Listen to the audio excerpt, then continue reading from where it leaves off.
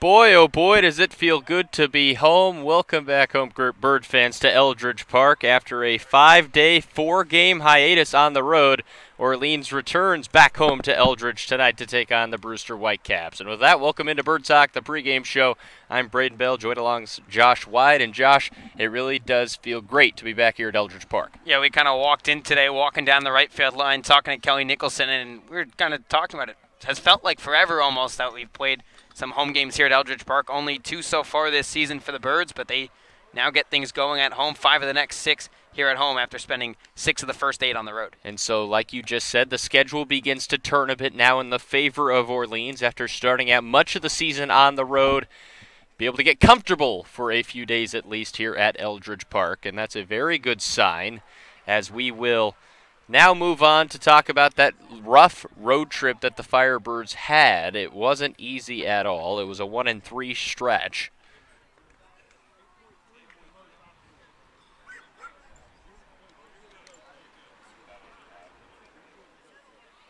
It was a 1-3 stretch, so you might want to just restart. I can't.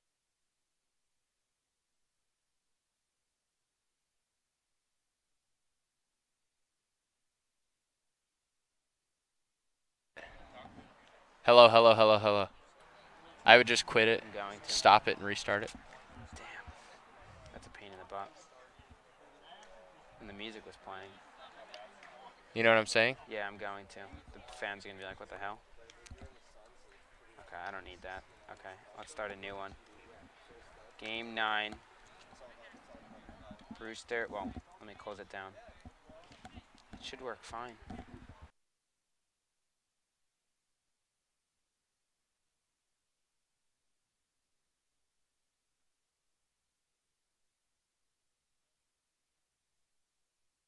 Talk.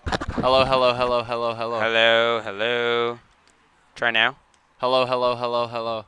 It's not coming Test, test, test, test, test. Select an output device and what? Test 1, 2. The monitoring menu, output, codec. Let's try this. How about now? Are we coming out? Test 1, 2. Test 1, 2. Test, test, test, test. Test 1, 2. Steer boys are tuned in. Hello, Steer Boys. They can't hear us, but No, they we're can't. tuned in. Why is this not working? Where's the consultant? You can hear us right now? All right. Hey, apparently we're on live, Josh. Our levels are not showing. We're not even on right now, though. There's no way you can hear us right now. Yeah, it's not possible. It's probably from the last recording.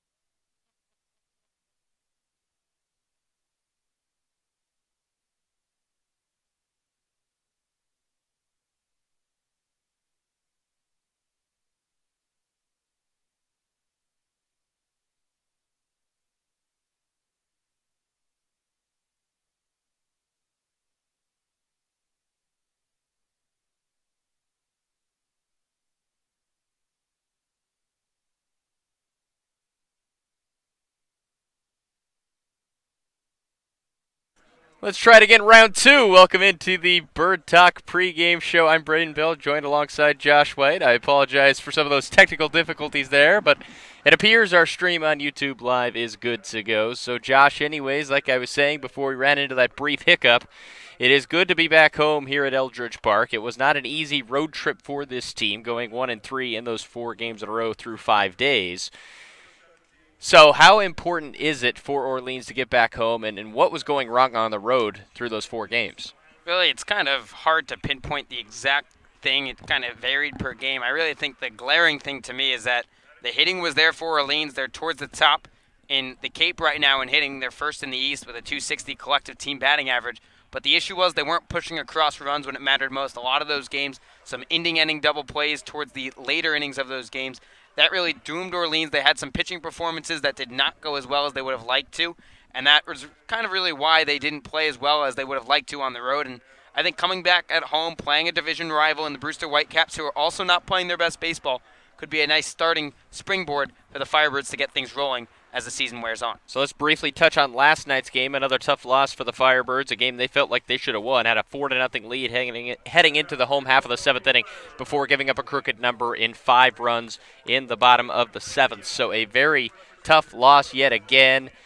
But we talked to Jax Groshans after the game. We heard many other players discussing that game last night, and the common theme that we've heard so often throughout this losing streak has been just got to move on, just got to brush it off. And so it'll be interesting to see whether or not they can do that tonight against the Brewster Whitecaps. But it will be a great game tonight between the Firebirds and the Brewster Whitecaps, the defending CCBL champions. Brewster enters the game 2-5-1, a half a game above Orleans in the Eastern Division. The Firebirds in the cellar right now 2-6, but not a whole lot to be concerned about in the large scale of things. It was a struggle to begin last season as well, and of course Orleans went on to win the Eastern Division. So it's a long season. You've heard it time after time all season long from us. It is a marathon, not a sprint. So we'll introduce you to tonight's starting pitchers as we're still working through some technical issues here on OFBN. But again, we thank you for tuning into the YouTube live stream. The audio stream should be up shortly here from Eldridge Park. So the starting pitchers tonight for the Orleans Firebirds will be Kenyon Yovan, who will be making his first appearance since Sunday when he had a very tough outing against the Gatemen. That game was not easy at all for Yovan. Looked very good in his first inning of relief, but then struggled and gave up a walk-off 3-run home run to defending CCBL hitter of the week, Austin Shenton, from the Gatemen. So he'll be looking for some redemption. The right-hander out there on the bump for the Orleans Firebirds. A very talented guy at that, and that should be a fun pitcher to watch. And on the other end, it is another Oregon Duck. So an all-Oregon matchup on the bump to start things off here tonight between Brewster and Orleans. It'll be James Acuna out there for the Whitecaps, and that should be a very, very interesting matchup indeed. Acuna only one appearance so far. It came 5 days ago against the Bourne Braves. Pitched 3 perfect innings in relief against Bourne, so he will get the first start of his season for the Whitecaps. So it'll be Acuna and Yovan on the bump for each respected side, and it leads us to a very interesting matchup indeed. Of course, 2 divisional opponents that are very familiar with each other. Also, last year in the playoffs, it was a very tough break for Orleans, losing in a playoff series to Brewster, who eventually went on to win the CCBL title. So, Josh, I'll bring you back in here now for a moment, and 2 franchises that are very familiar with each other. Their first meeting in 2018 after the first, supposed matchup was rained out back on June 13th. How do you think tonight's game will play out in terms of these 2 franchises who are so familiar with each other? You've got 2 of the more struggling teams this year in 2018. Obviously, 2 of the more successful teams in recent history. But I think when it comes down to it, Kelly Nicholson seems to have Shalevnik's number in terms of that. He has a .642 win percentage against Shalevnik. So I think in that regard, I think it's a good sign for Kelly Nicholson and the Firebirds to get things going, see if they can kind of springboard this into a win streak. Yeah, and that will be something very interesting to keep an eye on, as we are now going to remind our fans on audio, at least, that we are still experiencing some technical difficulties through our Mixlr accounts. So we invite you to tune into our YouTube live stream and just sit down and watch the game tonight instead of listen in. It's the same aspect, but just with some audio features. And, of course, we offer that every single home game. So that's what we're going to roll with for now. So stay tuned for that throughout the night. But everything else on our part should be about the same as we look to bring you some Thursday night baseball on a beautiful evening here at Eldridge Park. Braden Bell, Josh White on the call, and we will now move on to our favorite segment of the Bird Talk pregame show. That is the Bird Watch. Josh, you're on the hot seat tonight. I'm going to ask for one player on each side that you are looking to break out tonight in this ball game. Well, I'll start on the Brewster side, and it's a guy that hasn't even suited up yet before tonight for the Whitecaps. It's Dominic Canzone out of Ohio State, a guy that was a second-team All-Big Ten honoree. He was second in the Big Ten with 80 hits. He's a guy that just finds a way to get on base, tons of speed. He's hitting in the 6th hole tonight for Brewster, but this is a guy I've got my eye on. He was the top prospect in the Valley League a summer ago, hitting above 400, so has experience with the wood bat. I think it could be a breakout game for him for the Whitecaps.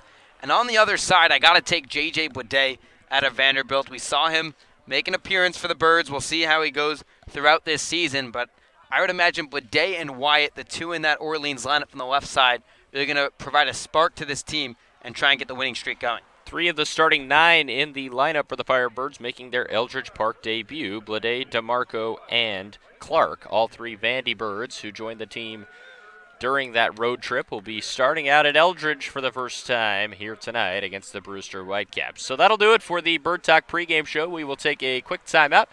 First pitch and starting lineups coming up next on the Orleans Firebirds Broadcast Network.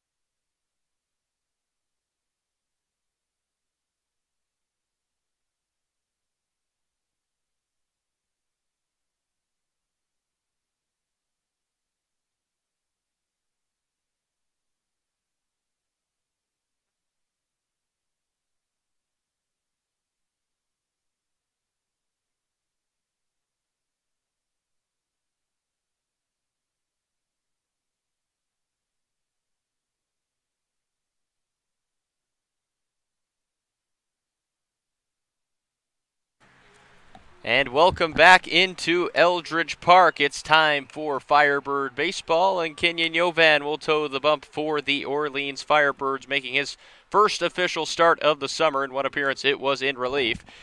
What do we expect from Yovan tonight on the bump for the Birds? Yeah, Yovan, he's been a great pitcher at Oregon. That's what his track record shows. Obviously going to play for Team USA in a few days. Got roughed up in that appearance he had in the doubleheader at Wareham. That's why that ERA is at 13.50 at the moment, a whip of 2.00.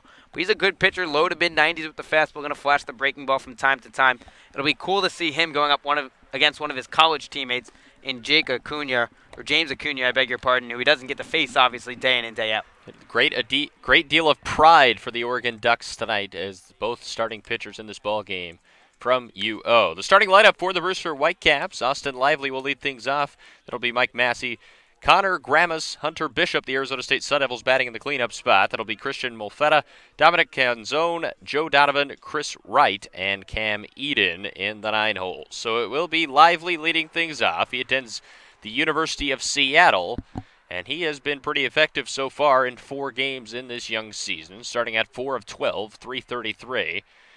And he is a speedster, as most leadoff men are in this league, so keep an eye on him. The first pitch from Yovan in there for strike number 1, and we're off and rolling from Eldridge Park on a picture-perfect Thursday night for Firebird baseball. 70 degrees at first pitch at 7:02 p.m. Just a slight breeze out of the south at 5 miles per hour, and that is a swing and a miss that time from Lively, and it's quickly 0-2 from Kenyon Yovan.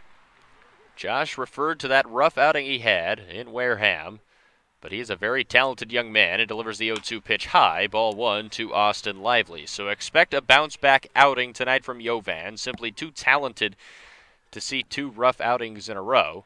Had a 2.98 ERA this past year at Oregon, an 84 2/3 innings pitched, and that was good enough to earn him a spot on the Team USA roster, and their strikeout number 1 of the evening, getting Lively to chase a fastball in the outside corner. And there's one away, and we are officially underway from Eldridge. Fantastic job by Kenyon Yovan getting ahead of the batter. He's able to work around him. Once you're ahead 0-2, you can flash a couple pitches here and there. And we saw what Graham Stinson was able to do last night, getting ahead of hitters. You go with that fastball, then work with the breaking ball. Yovan toes the rubber and looks to attack quickly. And the first pitch outside it to Mike Massey, the second baseman out of the University of Illinois for the Fighting Illini in 50 games. Hit .337, 6 home runs, and 46 RBIs. He looks at ball 2, same spot. And that brings us to a time to introduce the defensive alignment for Orleans as Yovan steps back on the rubber. We'll give that to you right after this 2-0 pitch to Massey. Ground ball. First baseman Logan Wyatt stays with it despite the low hop. He'll have to hurry, but he won't get there in time. And it will most likely be scored an error on Logan Wyatt, who already has 2 on the young season, and it quickly is marked an E3. And so the Whitecaps have their first base runner in the form of an error on the first baseman for the Firebirds, Logan Wyatt. The rest of the infield left to right, it'll be Spencer Steer at third base, Sal Gazzo at shortstop, and Carter Aldretti back in the starting lineup after getting yesterday off. In the outfield left to right, it'll be DeMarco, White, and Blade, 2 Vandy boys, repping the corner outfield positions for Kelly Nicholson, and behind the plate is Phil Clark, another Vanderbilt Commodore. 1 away, 1 out, top of the first inning. Things just getting going from Eldridge Park, and Yovan will throw over to check on Massey. The second baseman who just reached, it was a lazy ground ball that did not take the hop that Wyatt was expecting. So 3 errors on the year now for Logan Wyatt. 2 came on 1 play in the home opener, back against YD. Comes the first pitch, runs high to Connor Grammas.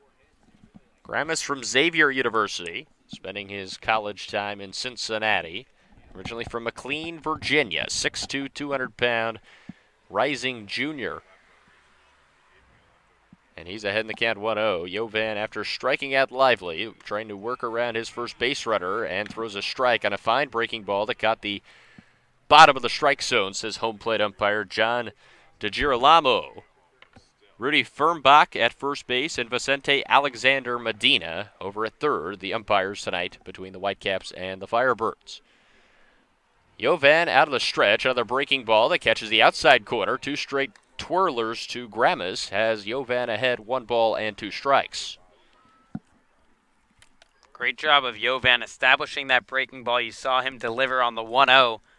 not shying away from flashing it when the time comes. Jovan comes set, and we'll check over there. A low throw that Wyatt's able to stop. Did not get quite far enough away for Massey to go, but a rough first inning defensively right now for Logan Wyatt. Luckily, did not get too far away from him that time. And the situation is the same, 1 ball and 2 strikes with 1 away here in the top of the first inning. Grammas DHing tonight for the Whitecaps. The 1-2 pitch fouled off out of play over on the hill. Like I said at the open, the first time the Firebirds have been at home in 5 days. Saturday was the last time the Birds were at home. Of course, that controversial loss to Catsuit. And the Cavaliers now 2-0 on the season against Orleans after getting the best of the Firebirds again last night 5-4. Firebirds started the season 2-6. They're looking to get back on the winning side of things tonight, and the 1-2 pitch just outside, barely missing strike 3 against Grammas, and the count now goes to 2 balls and 2 strikes. A good pitch there from Jovan. Not a place where he's going to get beat, but a place where he can try and get a strikeout against Grammas. We saw Massey take off a couple pitches before. We'll see if he does so again here. 2 balls and 2 strikes. Jovan comes set. Will deliver the 2-2 pitch outside, and the count now runs full. And a good at-bat here from Grammas. Preseason All-Big East player. Was also the 2017 Big East Tournament Most Outstanding Player. Hit .600 in that tournament. Had a home run and 5 RBIs. So can step up in clutch moments, no doubt about that. See if Jovan can get by him. A good battle here. And here comes the full count pitch with the runner going. It's a strikeout. And the throw is... It's a late call, and it's going to be called in time for out number 3. We didn't officially ever get a call there from Vicente Alexander Medina, but the clue is that the Firebirds are running off the field, so it's a strike 'em out, throw 'em out situation to end the first inning, and the Whitecaps are set down in order to get things going. It'll be White, Blade, DeMarco. We'll see if the Birds can get the offense going early on the Orleans Firebirds Broadcast Network.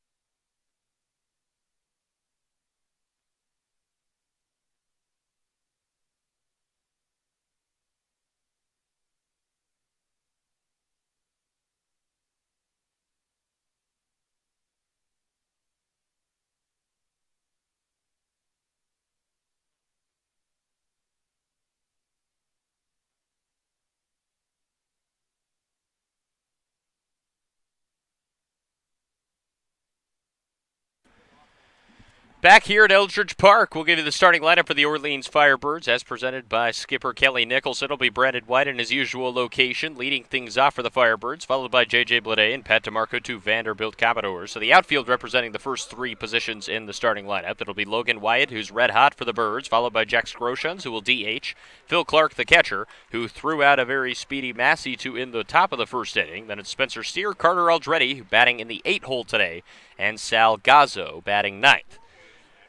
James Acuna, the pitcher for Brewster, delivers ball 1 outside to Brandon White, and Brandon looking to get things back on track after a 3-for-22 slump he's in the middle of right now. And the big problem for him has been striking out. 8 strikeouts in that time span as he looks at ball 2 outside. So he's trying to settle down and get things going like he was offensively at the beginning of the season, much like many of these Firebirds are just trying to get a rhythm of things, and White looks at strike 1 on the outside part of the play, and it goes to 2-1. I think the big thing with Brandon White over that slump, you talk about the strikeouts. We saw him in the early parts of the season drawing a lot of pitches in each AB. Those ABs got to about 4 or 5 pitches instead of those 7-8 pitch ABs that we saw from Brandon White. And he's in a good position here as he check swing. They're going to call it a strike. But it is still a 2-ball and 2-strike count. Nobody out, bottom of the first inning. Firebirds and Whitecaps, and it is strike 2 called. So it was actually a 3-1 count. The scoreboard was wrong here at Eldridge Park. And so now it runs full at 3 balls and 2 strikes as Brandon White taking his time. And here comes the payoff pitch from Acuna. It is strike 3, and the K troubles continue for Brandon White. Now 9 strikeouts in his past 23 ABs, and there's one away. Yeah, tough AB for Brandon White. That fastball too close to take on the outer half. Probably missed by an inch or two off the outside corner, but when you got 2 strikes on you, you got to swing the bat, try and fight it off, and see another pitch. Acuna is a beanpole at 6'5", 170, and he delivers a strike, fouled off out of play J.J. Blade as he steps in. But Acuna, not a great season at Oregon, but he did look very strong, like I referred to in his first appearance with the Whitecaps, as he quickly delivers the 0-1 pitch to Blade, and it is a strike on the outside corner, and he's quickly ahead 0-2. In 19 appearances, 7 starts at Oregon this past year, he had a 6.65 ERA. So it wasn't a great year for him, but he is a guy that has a lot of talent. That's obvious, or else he wouldn't be here in the CCBL, and that is ball 1 high. Just above the strike zone to J.J. Blade. His debut last night for the Birds. He was 1 for 4, had an RBI, double in that ball game. There's a strikeout, so 2 ABs for the Birds and 2 strikeouts. And the offense struggling to get a hold of Acuna here very early on. We'll see if Pat DeMarco can tune up Acuna. Like you mentioned, Braden, obviously the stats not great for Acuna at Oregon, but he's been sensational so far for the Whitecaps. This is just his 2nd appearance, but he's been perfect so far. Has not a lot of base runner, already with 5 Ks through 3 2/3. Speaking of sensational, welcome Pat DeMarco into the batter's box. 4 games so far for him, and he has been raking the baseball. 7 for his first 18, and equates to a .389 average. Already has 2 RBIs, also 2 runs scored.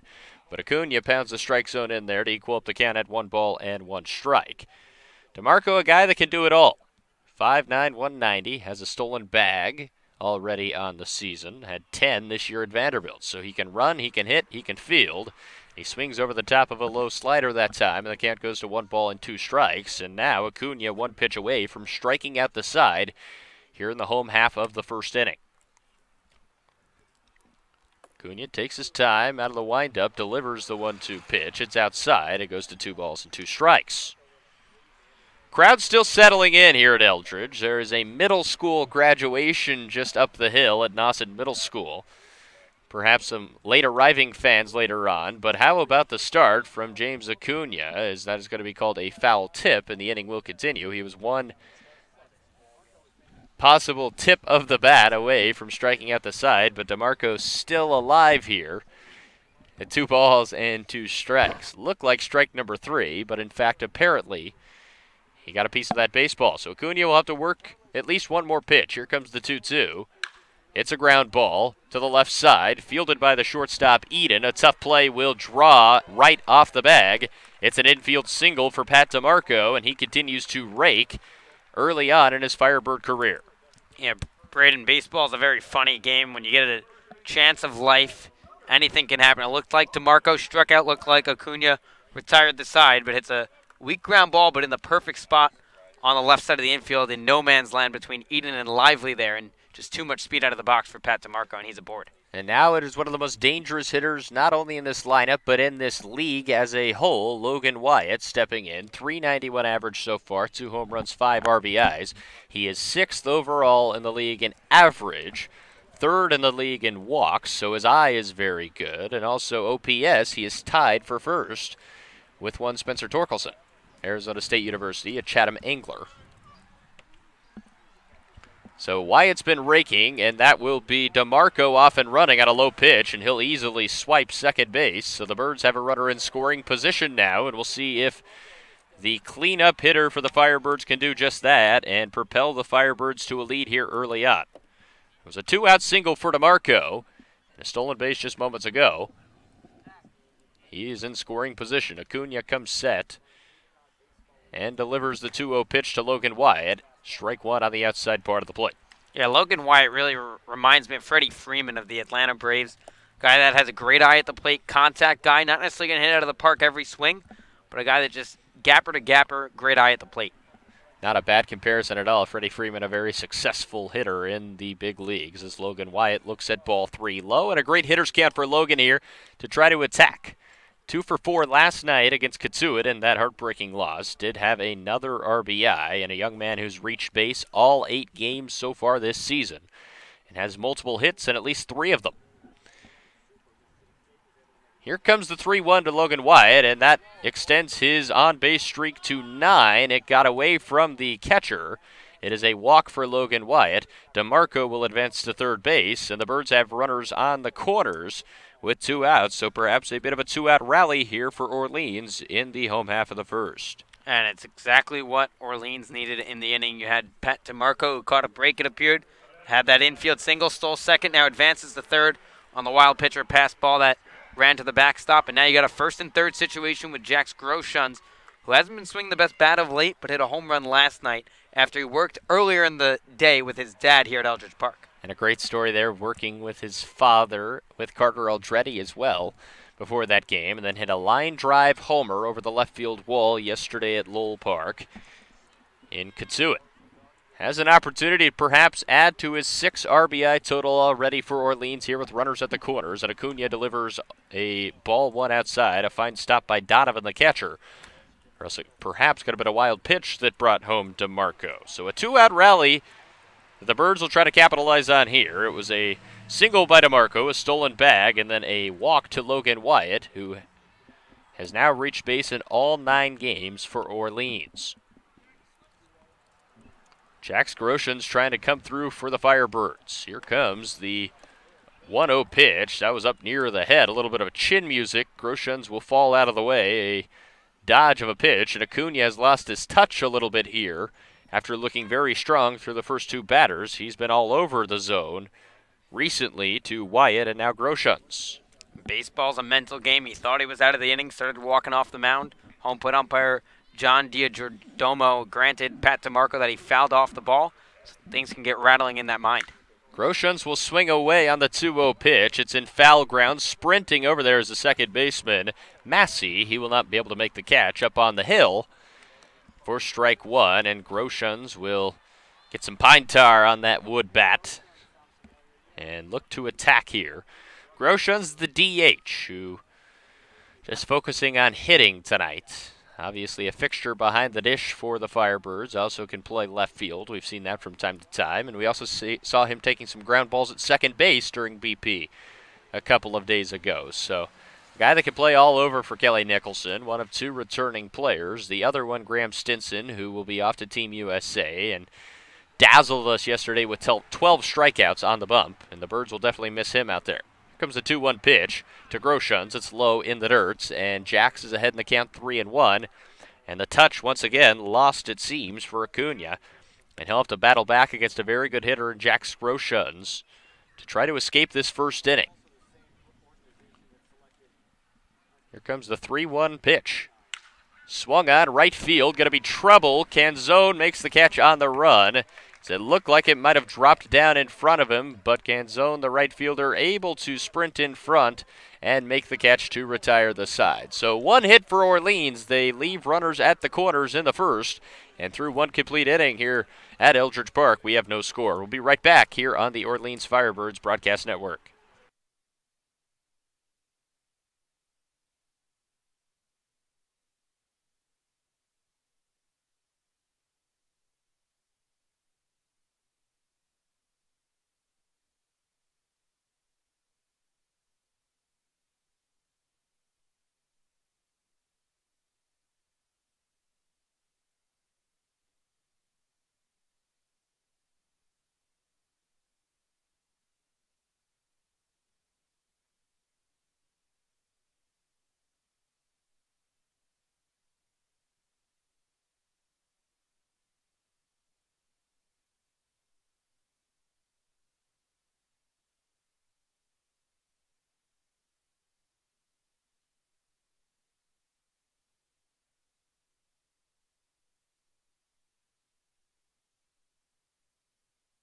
We're back at Eldridge Park. No score after one inning as the Firebirds were able to make James Acuna work, but unable to push a run across. Braden Bell, Josh White on the call here for OFBN. And Kenyon Yovan will begin his second inning of work. Worked around an error from Logan Wyatt on a strike him out, throw him out as Phil Clark got the Birds out of the top of the first inning. It'll be an Arizona State Sun Devil, Hunter Bishop, who will lead things off for Brewster here in the second inning. Bishop has been struggling so far, just 4 for his first 23 at the dish through 7 games, and will square to bunt and foul it off behind us for strike number 1. That's one way to try to get a struggling hitter going. Bishop unable to lay down that bunt, but he is a talented guy out of Palo Alto, California. Just hasn't quite made it click yet here in Brewster. An all Pac-12 matchup here, and it is strike 2, fouled off behind the netting. And Yovan pounding the strike zone here early on. Yeah, he had a rough night last night, too. Had a golden sombrero against Chatham out at Stony Brook Field. So when you got things like that going, you're just trying to find any way to get on base. Bunt, infield single, you'll take it. Gets things moving in the right direction. Comes the 0-2 from Yovan. It has popped straight up. A home run in an elevator shaft. Playable by Spencer Steer, the third baseman, makes the catch near the left hip for out number 1. And the struggles continue for Hunter Bishop. And there's one away in the second inning. A nice job by Kenyon Yovan. Got ahead of the batter Bishop, 0-2.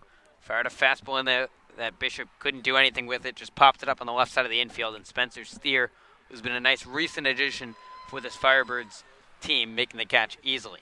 A lot of California boys on this Brewster team. Here comes another one in Christian Molfetta. He looks at ball 1 inside on a breaking pitch from Yovan. Molfetta, a young man out of Laguna Beach. Not a bad place to grow up at all, and attends Stanford up in Palo Alto.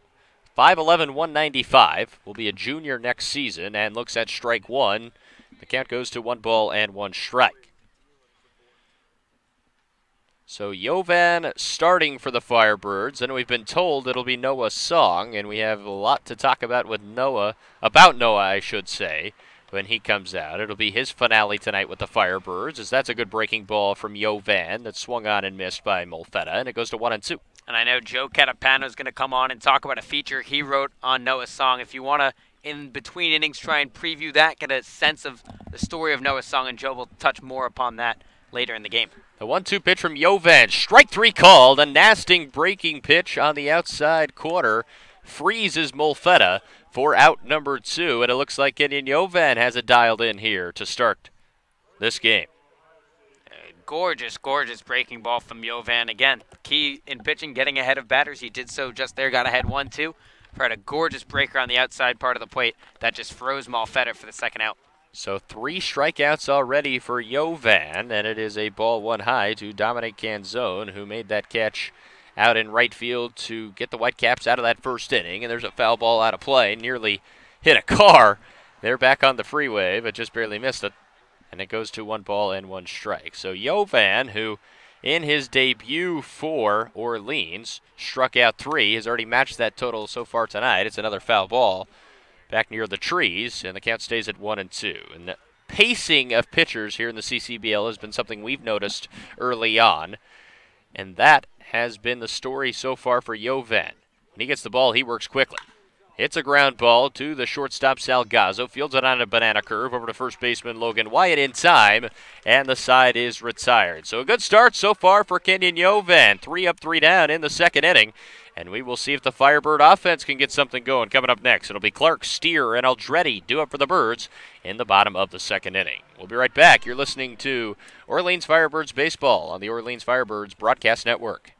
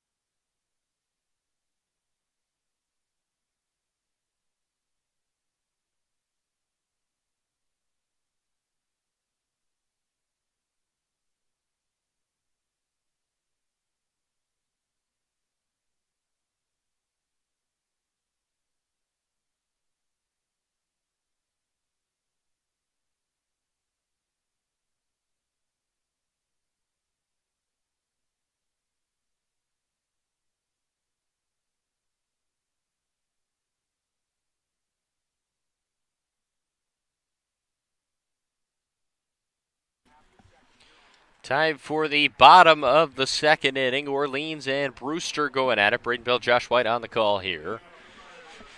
And it'll be a Vanderbilt Commodore, Phil Clark, who's catching tonight for the Birds, who will lead things off in the home half of the second inning. Orleans got a base hit back in the first, but left runners at the corners to strand two on. That's been an issue for the Firebirds early on in this season, leaving runners in scoring position, and that continued in the first inning. First pitch swing going to be out into the gap in left field, but a fine catch made out there by Hunter Bishop. One pitch, one out to start the bottom of the second. Yeah, good piece of wood by Phil Clark taking it the other way, but this ballpark, obviously we've spoken about, it's shallow down the lines, but plenty of depth in the outfield. Obviously dead center 434. It takes a little bit of time to get out there. Phil Clark, good piece of swinging, and I can assure you the next time he comes up, there'll be a little confidence next time he digs in from the left side. Yeah, definitely didn't miss much of that baseball, and he's looked dialed in so far for Orleans. And now it's Spencer Steer, the third baseman, who looks at strike one, as it's two Oregon Ducks going at it here. Always an interesting facet of the Cape Cod League. College teammates can go against each other. It's Acuna and Steer. And ball went outside to Spencer, who is 3 for his first 13, but when he's made contact, he has provided in a big way. He has a home run and a double so far. Also 3 runs scored. Comes the 1-1 from his Oregon Duck teammate. That goes high, and Steer's ahead in the count, 2 balls and a strike.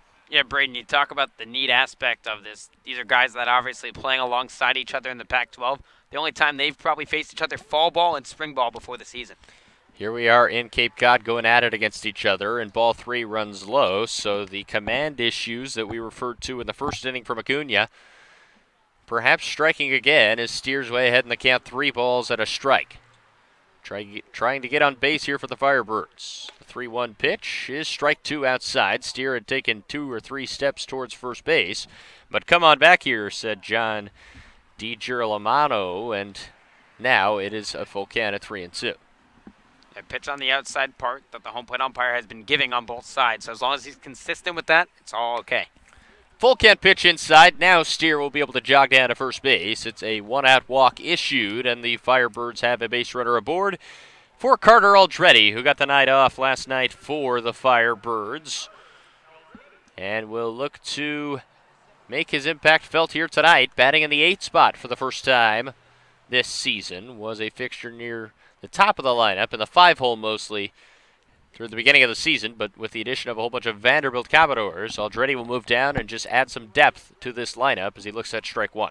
Yeah, you kind of thought going into the year when you looked at the preliminary roster maybe a month or two ago that the strength of this team would be pitching, and in fact it might actually be the bats. You look up and down this lineup, even on the bench, there are bats that'll start on most teams across the country, and Kelly Nicholson has a plethora of uses for them on this roster. That ball fouled off near the parking lot. Hopefully no cars were hit there, and the count goes to 0-2. And even though the Birds have been swinging the bats well, they haven't been able to cash it in for runs. 7th in the league right now in runs scored, even though they are 3rd in the league in home runs and right up there in batting average as well. Comes the 0-2 pitch to Aldretti, swung on and missed for strike number 3, and out number 2 of the second inning. Braden, one of those numbers kind of can be deceptive type of stats. Aldretti riding a 6-game hit streak into tonight, but over that stretch not hitting too well. It appears every game he's 1 for 4, 1 for 5. He's consistent at picking up that hit, but that average not great, and it'll dip a little further with that strikeout. That's been one of the most pleasant surprises for Orleans at the plate at least. Sal Gazzo will bat with 2 away and a runner at first base. Gazzo, statistically speaking, has the best batting average on this team. Even though he's only had 12 at-bats, he is 6 for 12, a .500 batting average as he swings over the top of a fastball.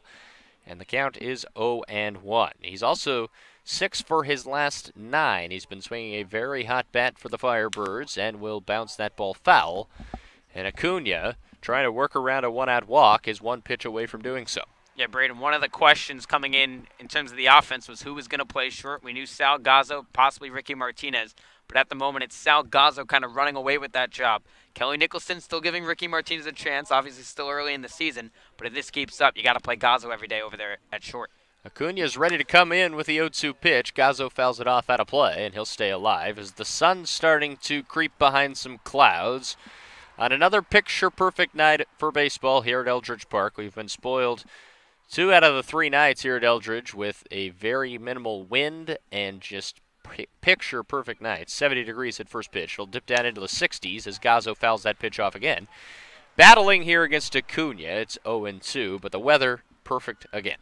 Yeah, gorgeous night for baseball in Cape Cod in the late weeks of June. Just absolutely gorgeous. It's going to get a little warmer as we go throughout the summer, but you can see that sun starting to roll in here at Eldridge Park, and when the fans get here that 4th of July time, boy, is it going to be special. It will be a lot of fun to keep an eye on the hill throughout the summer.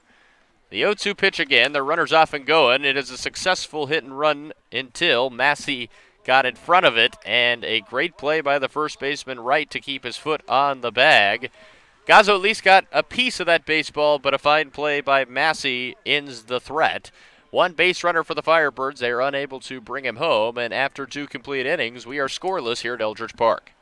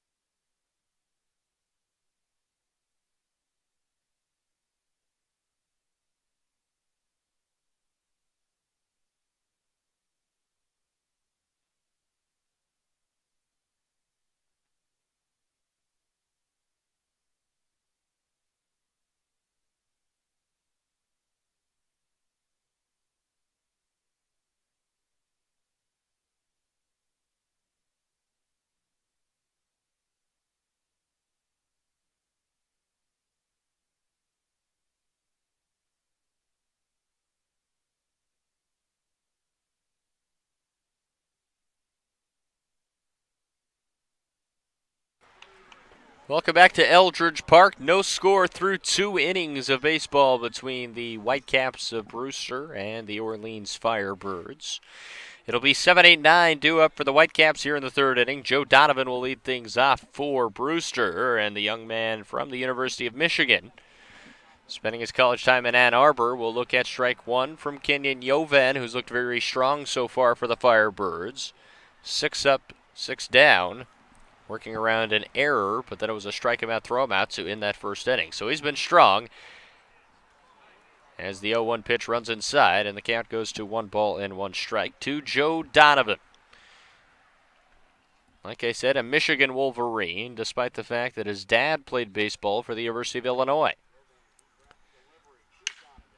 Donovan swings away. It is a blooper that will be caught by Aldretti at the edge of the infield dirt for out number 1. And Yovan continues to look very strong here at the beginning of his night. Yeah, absolutely. He's dealing and out there on the mound, and this is exactly why he got an invite to Team USA. He's one of the best two-way players in the country, and obviously unfortunate that he gave up that 3-run walk-off home run the other day at Wareham. That's not the pitcher he is. This is kind of what we're used to seeing from Kenyon Yovan. First pitch swinging. Aldretti will range over to his left and make a throw on the run in time. So 1 pitch and 2 outs. It's only 3 pitches in the inning overall for Yovan, make that 4. And so a very impressive start to the inning, and now it'll be Cam Eden, the number 9 hitter, and we'll see whether or not Yovan can retire him in short order, but he's looked very, very strong to start the night. Cam Eden from Cal Berkeley, Tuba City, California native, and Eden will look at a breaking pitch in there for strike number 1. Another baseball family, Eden's brother Chandler, pitched at Texas Tech University, a great baseball school, of course, that has had much success recently for the past few years, and Yovan's pitch misses low, and the count goes to 1-1. But anyways, his brother Chandler pitched at Texas Tech and now is in the Los Angeles Dodgers organization, one of the finest organizations in professional baseball. Yovan delivers a breaking pitch that is lined right out to Spencer Steer, and that ends the inning in 7 pitches. A strong inning for Yovan, and the Whitecaps have not been able to figure out a very good start from Kenyon Yovan so far. We'll head to the home half of the 3rd. No score here from Eldridge Park.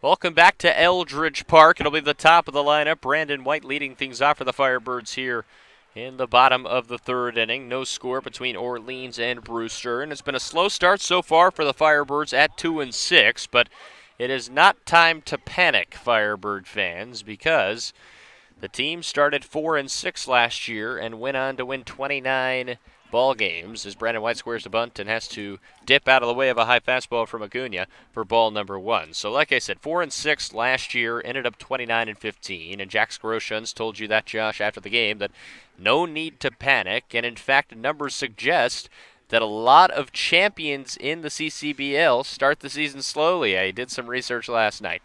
And through the first 10 games of champions dating back the past 8 seasons, the champs are averaging just 4.5 wins through their first 10 games. So, all things considered, if the Firebirds can protect Eldridge Park the next 2 nights, they would almost be right on average in terms of teams that have won the championships in the 8 past years. As Brandon White will bloop that one out to the second baseman Massey, the catch is made. The struggles continue for White, and there is 1 out. But that is kind of the name of the game. Brewster, who won the CCBL last year, started the season 5-4-1.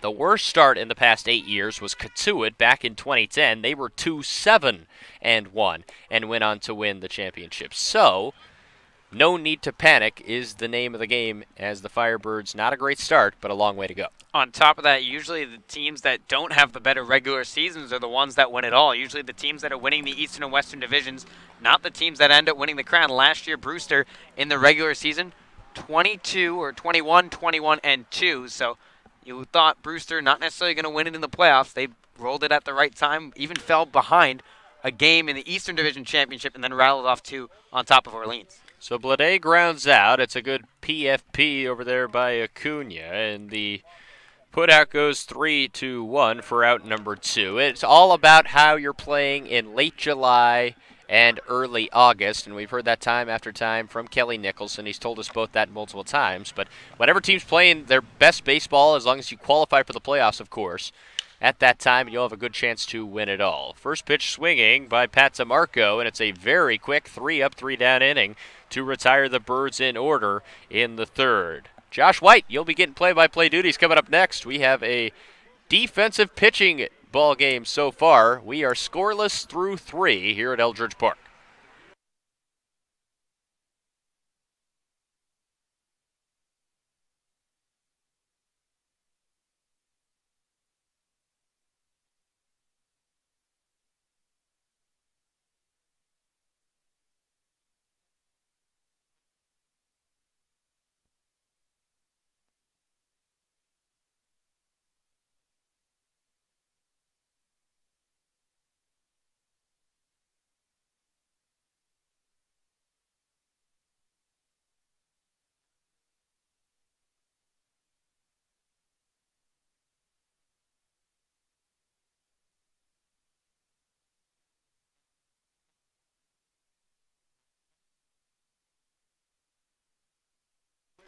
A pitcher's deal brewing here at Eldridge Park between the Brewster Whitecaps and the Orleans Firebirds. No scores. We head to the top of the 4th inning. Josh White and Braden Bell on the call for the Orleans Firebirds Broadcast Network. It'll be the top of the order for the Whitecaps. Austin Lively, Mike Massey, and Connor Grammis set to face Kenyon Yovan, who's faced the minimum through the first 3 innings. Besides that error charge to Logan Wyatt after the strike him out, throw him out, it's been 7 in a row retired by Kenyon Yovan.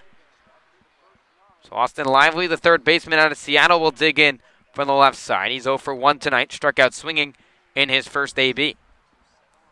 Yovan toes the rubber from the first base side of the rubber. Wheels and deals, first pitch to Lively. Fastball that misses low and inside for ball 1. Lively at 6 foot, $175, originally from Redmond, Washington. Waves the tan bat in the box. 1-0 pitch, fastball at the belt, called upstairs, and that will make the count 2 balls and no strikes.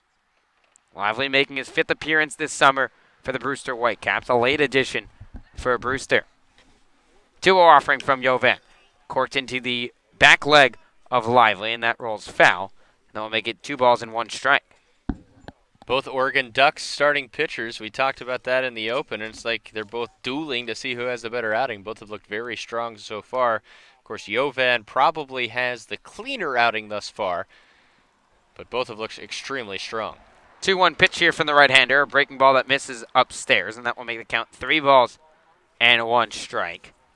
This past season at Seattle, Lively got on base a ton at a .446 on-base percentage, setting a single-season record for the Redhawks with 48 runs scored, and the 3-1 pitch misses low and inside, and he gets on base and does his job as the leadoff hitter. And the Whitecaps just have their second runner of the night to lead things off here in the fourth. And leadoff walks have really bitten the Firebirds in the back, especially the past 2 nights, so not a good thing to start an inning at all by issuing a free pass. We'll see whether or not Jovan can work around that here. So Mike Massey, who's been the best player on this Whitecaps team, digs in from the left side. First pitch to him, a fastball that paints the outside corner for strike 1. Massey reached on the error by Wyatt, but was then thrown out trying to steal second base on the strike him out, throw him out double play by Phil Clark. Massey 10 for his first 20 here to start the 2018 Cape Cod campaign. Runner leads off first base, not going. The 0-1 pitch fouled back onto the freeway behind us, and now Jovan jumps ahead, no balls and 2 strikes. Great response after a walk, pounding the strike zone 2 straight pitches, and now you're just 1 pitch away from retiring Massey. And another thing about that leadoff walk, you're working through the top of the lineup, so it makes it even tougher to work around. Lively with good speed over there at first base. Swiped 8 stolen bases this past season at Seattle. 0-2 pitch here from Jovan, a fastball that runs inside, and that will make the count 1 ball and 2 strikes. But a good approach by Jovan, trying to back the batter of Massey off the plate. Massey originally from Illinois, attends the hometown school of the Fighting Illini. All Big Ten second team honoree this past season. Jovan going to check on the runner over there at first base as he dives back in safely with nothing doing. Guy that has baseball in his blood. His father, Keith, played baseball at Illinois as well. His brother, Andrew, played baseball at Concordia University in Chicago. 1-2 pitch. Hard ground ball up the middle, called by the second baseman, Aldretti. Going to take it to the bag himself. Throw on the run. In time, a 4-4-3 double play. Beautifully turned by Carter Aldretti. And there's 2 down here in the top of the 4th. A fine double play by Carter Aldretti. That is how you erase a leadoff walk, getting some help from your middle infield, and Aldretti's looked very strong on defense so far tonight. That definitely his best play so far, though, fielding that ball behind the bag, having the wherewithal to step on it himself, and then make a very athletic throw over to Logan White in time for 2 outs. The Birds have struggled at times defensively in the early going this season. The first pitch from Jovan now to Gramis in there for a strike. Orleans with 10 errors to their credit so far this season in just 8+ games. Gramis 0 for 1 tonight, struck out swinging back in the first. 0-1 pitch here from Jovan, a breaking ball that runs away from the catcher Clark, but no harm, no foul, with the runner raced off the base pass, and that will even up the count at 1 ball and 1 strike. Gramis out of Xavier University, originally from McLean, Virginia. 1-1 pitch from Jovan, a fastball right at the knees, and now Kenyon Jovan jumps ahead 1 ball and 2 strikes. 50-50. 50-50 raffle. We saw a 14-pitch combined inning between the 2 Oregon Ducks, Acuna and Jovan. Here's the 13th pitch of the inning by Jovan here in the 4th. 1-2, flared out to shallow right field, but Plade is there and makes the catch. So some quick pitching here by Kenyon Jovan as the leadoff walk is erased on the double play by Carter Aldretti. We'll head to the bottom half of the 4th here at Eldridge Park. It's Brewster nothing and Orleans nothing. Listening to the Orleans Firebirds Broadcast Network.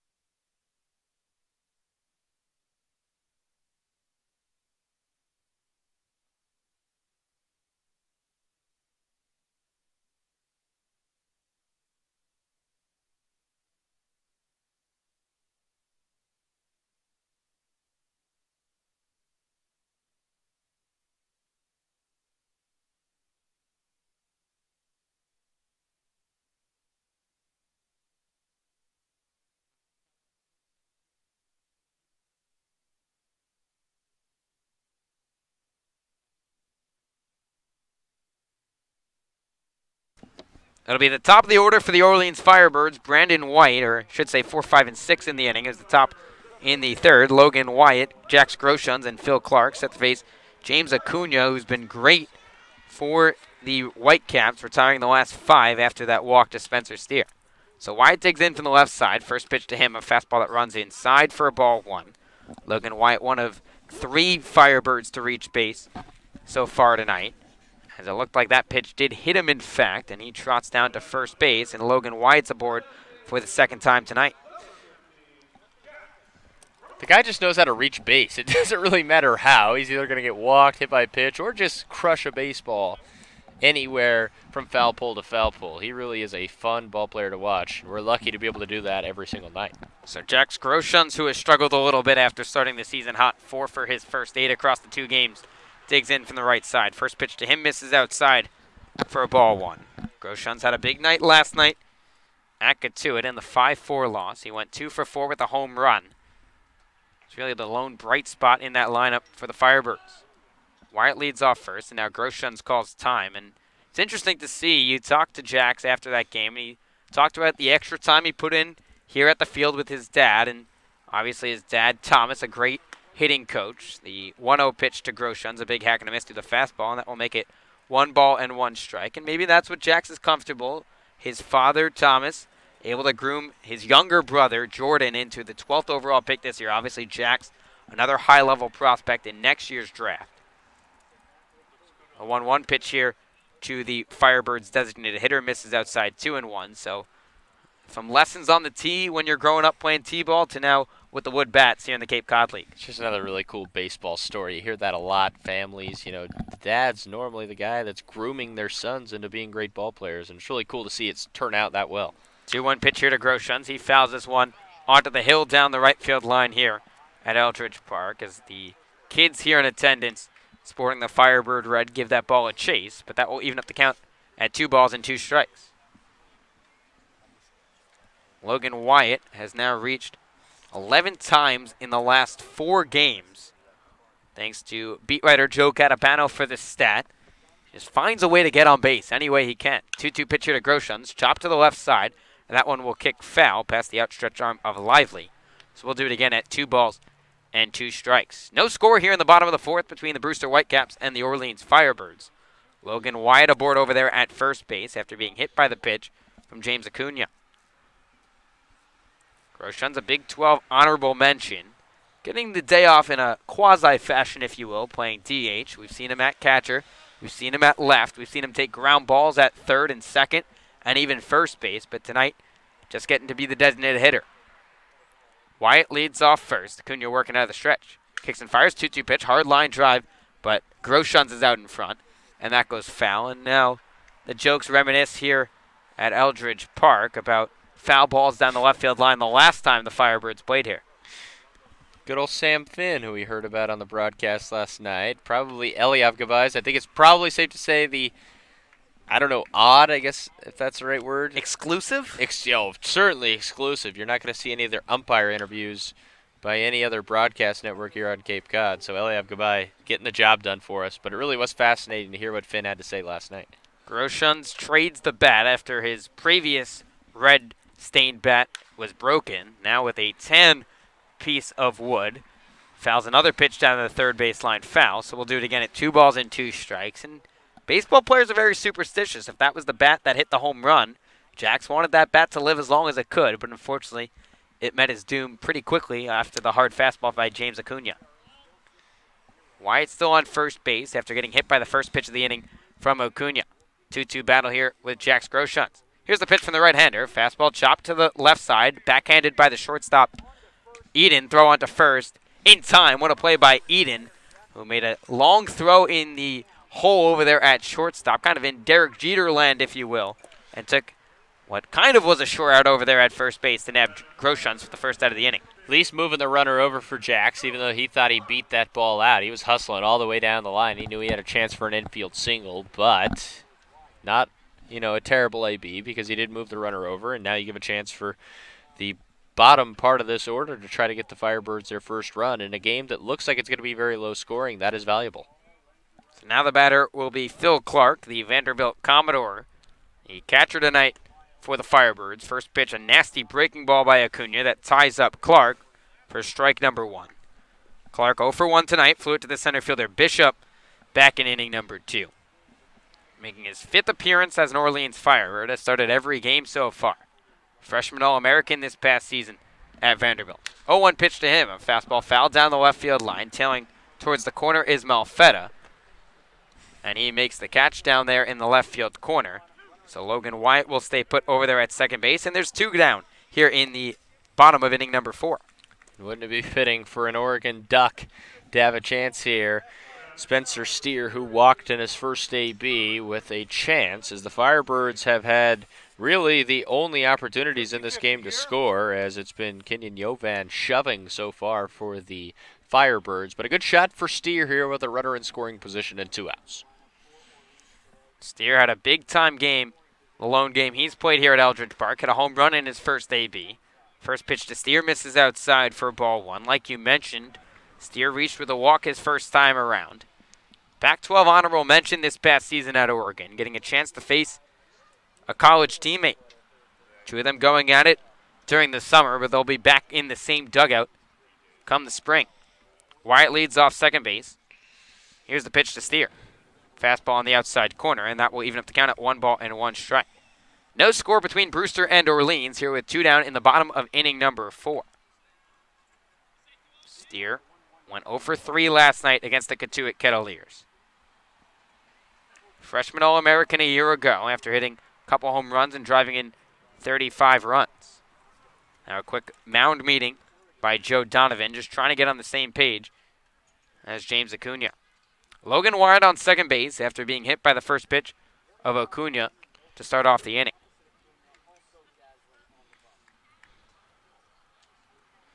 After that fast start by Spencer Steer, he's cooled off a little bit.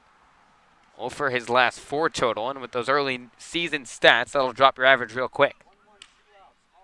1-1 pitch to Steer, ground ball back up the middle, glove by the shortstop Eden. It kicks off his glove and rolls into center field. Second baseman Massey going to throw it in, but not in time as Logan Wyatt crosses home plate, and the Birds are on the board on the RBI single off the bat of Spencer Steer. It's 1-0 in favor of Orleans here in the bottom of inning number 4. Certainly wasn't hit hard at all, but it found a hole, and that's all that matters. A big-time RBI for Spencer Steer to put the Birds on top 1-0. And you got to think that's some bragging rights for Spencer Steer to his Oregon teammate, James Acuna.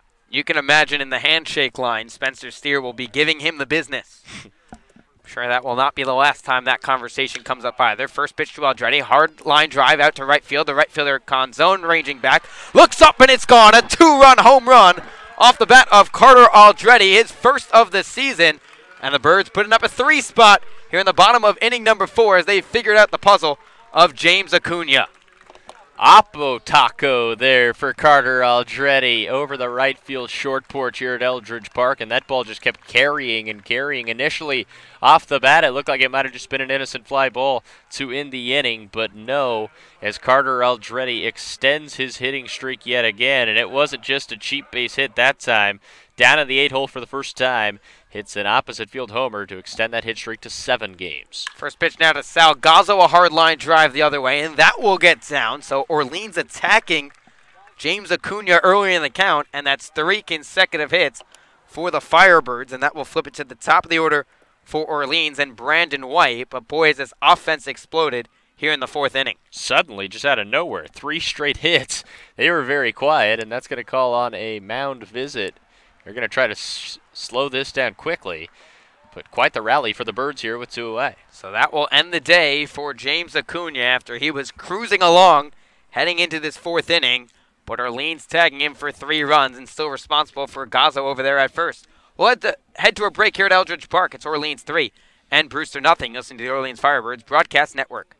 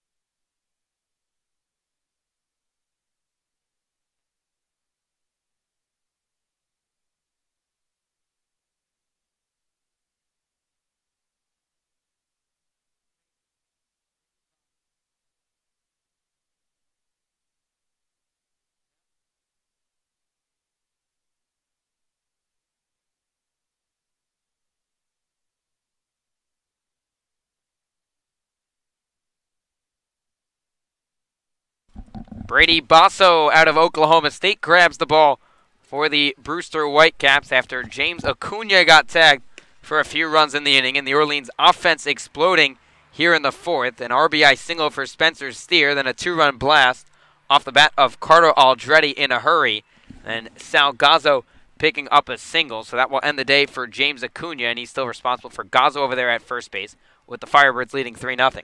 You know, one of my favorite movies, and I try to quote it as many times as possible, Anchorman. Perfect way to describe that inning for James Acuna. That escalated quickly. It really did, because he was cruising, and then the Firebirds just jumped on him right away. But anyways, get away from the movie references and talk about Brady Basso, the young man from Oklahoma State, like you said. And he is a young man for the Cowboys who stands at 6'2", 205 from Pearland, Texas. And the lefty will try to get the Whitecaps out of the jam. And so far for Brewster, he's appeared in one game, didn't give up a run in an inning of work. So we'll see how he fares against the leadoff hitter for the Birds and Brandon White.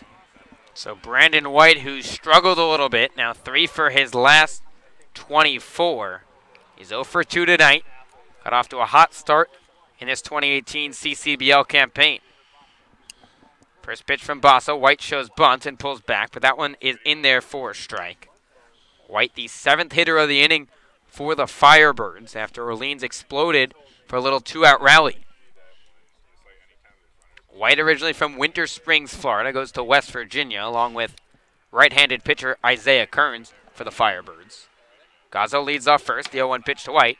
Fouled back off the brick behind home plate. And now Basso jumps ahead, no balls and 2 strikes. I kind of talked about the neat story for Jack's Groshans. Carter Aldretti was also the teammate that worked for him, and that paying dividends. So a home run for Groshans last night, and now Aldretti answers the call and homers today. Maybe Kelly Nicholson needs to hit up Mr. Groshans, get him on the staff, because whatever he's preaching is working. 2 home runs in 2 days for the 2 guys he was working with yesterday. Now the Firebirds coaching staff, they're some of the best coaches in the country. Of course. But it can never hurt to have another great voice in there. Left-hander set on the mound, kicks and fires. 1-2 pitch to White, a breaking ball that did not break and stood upstairs. So that will even up the count at 2 balls and 2 strikes.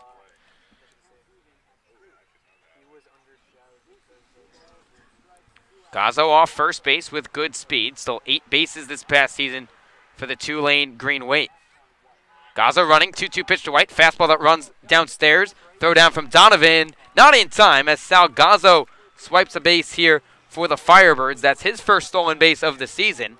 And the Birds have another runner in scoring position with 2 down and a full count here to Brandon White.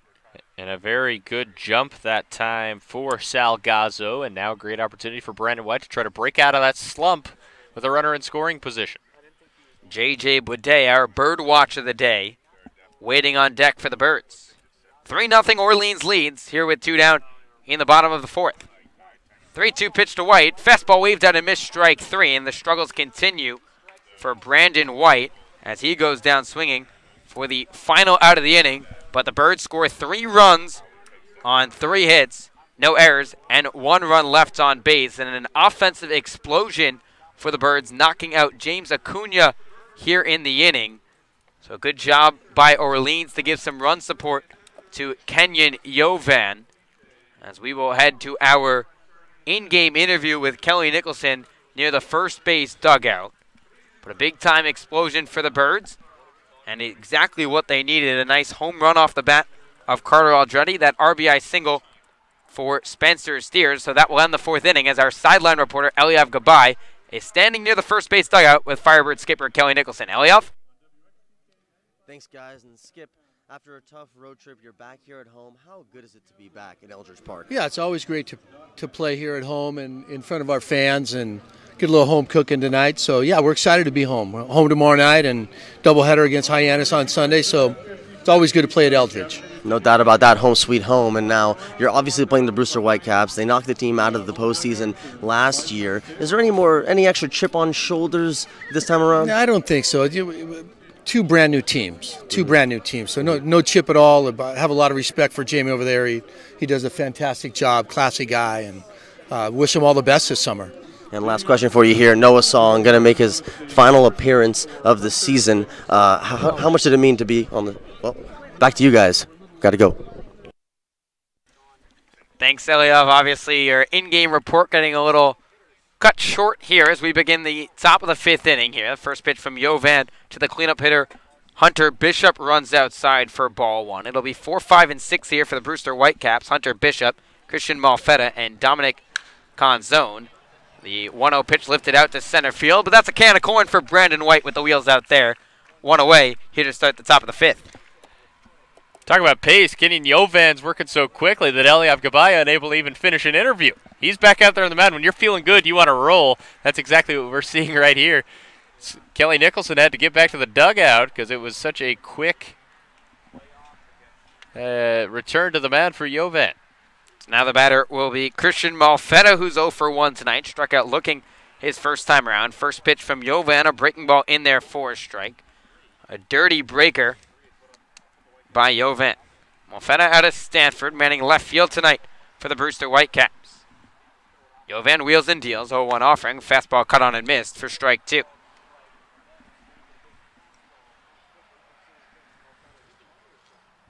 Orleans 3, Brewster nothing. Here with 1 away in the top of the 4th. Jovan asking for the signs again from the catcher, Clark. Gets his sign, right-hander kicks and fires, 0-2 pitch. Fastball on the outside corner, ring him up, strike 3. And Malfetta's gone down on strikes for the second time tonight. There's 2 away here to start the top of the 5th. Both of them looking as well, so Kenyon Jovan continues to roll, as that is his 4th strikeout on the evening, and he has just been dialed in from the get-go here tonight.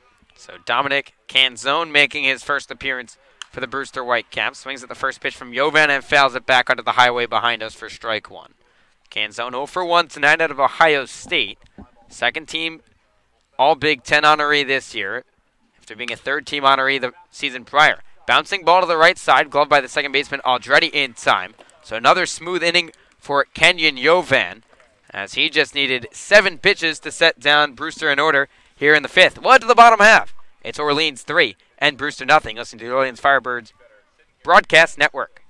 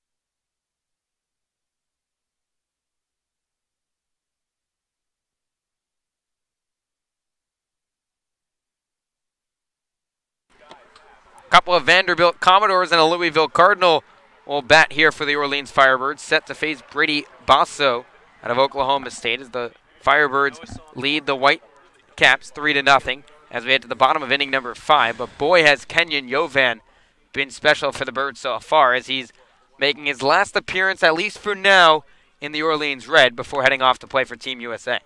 And how about that special outing? He might come back out. Who knows? Noah Song out there warming up at the bullpen for the Firebirds. But if that was the end of his line in the early part of this summer, it's got to leave Firebird fans wanting more, because he was absolutely dominant through his 5 innings of work. And it'll be up to the bullpen, it seems, to try to preserve this win, something the Pens struggled with last night in Katuitt. So J.J. Boudet is now the batter for Orleans. He's 0 for 2 tonight. Lefty on lefty matchup. First pitch, a fastball on the outside corner, in there for a strike. Boudet last night in his Cape Cod debut went 1 for 4 with an RBI double. 0-1 pitch here to the left-handed right fielder, misses outside, and that will make the count 1 ball and 1 strike. Boudet, one of those guys that just elevates the rest of his teammates. 1-1 pitch here from the southpaw. Fastball corked into deep right center field. The right fielder Canzone ranging over in the gap. And makes the catch. What a catch by Dominic Canzone, who looked like he lost the baseball for a second, ranging back on the warning track, but able to reel it in for the first out of the inning. Yeah, and at the end of that catch, he had 2 hands on the fence. So it was a very good drive put into that ball from J.J. Boudet, but it's kind of a tip-of-the-cap catch because he had to read that ball absolutely perfectly or else it would have been extra bases. So now the batter will be Pat DeMarco, rising sophomore, originally from Staten Island, New York. First pitch to him, ground ball, fisted back up the middle. Diving stop by the second baseman, Massey. His throw onto first, well behind the speedy Pat DeMarco, who's reached for the second time tonight with a couple of infield singles. And Pat continues to look comfortable, and with his speed, it was a great effort by Massey, but there was almost zero chance to throw out DeMarco. And like you said, now 2 for 3 on the young evening. And setting the table for Logan Wyatt, who's reached in both times, but we're looking for his first hit of the night. Like you mentioned, Wyatt's been on base twice tonight, still looking to register his first at-bat. They're drawing a walk in the first and then being hit by the pitch in the fourth. Check swing, grounded to the right side, and plenty of time for Massey, who tosses easily to take the short out over there at first base. 4-3 on your scorecards as DeMarco advances to second. So productive out for Logan Wyatt, and that'll draw Jax Groshans to the plate with a runner in scoring position and 2 down. Logan Wyatt's so locked in right now. That was supposed to be a check swing, and he still made contact with that baseball. So that shows you just how locked in he is. Obviously, I'm kidding, of course, but it is a successful out. Now you have a runner in scoring position for Jax Groshans, so not a complete failure of an AB for Wyatt. So Jax Groshans, who's 0 for 2 tonight, but has hit a couple of hard baseballs back up the box. First pitch to Groshans, bounces in the dirt, gets past the catcher Donovan, and rolls to the backstop. So DeMarco will take third base on the wild pitch. So now the Birds have a runner just 90 feet away. So Orleans 3, Brewster nothing, here with 2 away in the bottom of inning number 5. Groshans now 8 for 30 to start his Cape campaign. Not exactly what he was looking for after getting off to that 4 for 8 start. Big 12 honorable mention this past season at Kansas. DeMarco just 90 feet away at third base. The 1-0 pitch to Groshans. High bouncer back to the mound. Gloved by the left-hander Basso, who tosses to right, who applies the tag in time for the final out of the inning. So the Firebirds able to make a little bit of noise here in the 5th, but not able to push one across the scoreboard. Well, to the top of the 6th, it's Orleans 3 and Brewster nothing. Listening to the Orleans Firebirds Broadcast Network.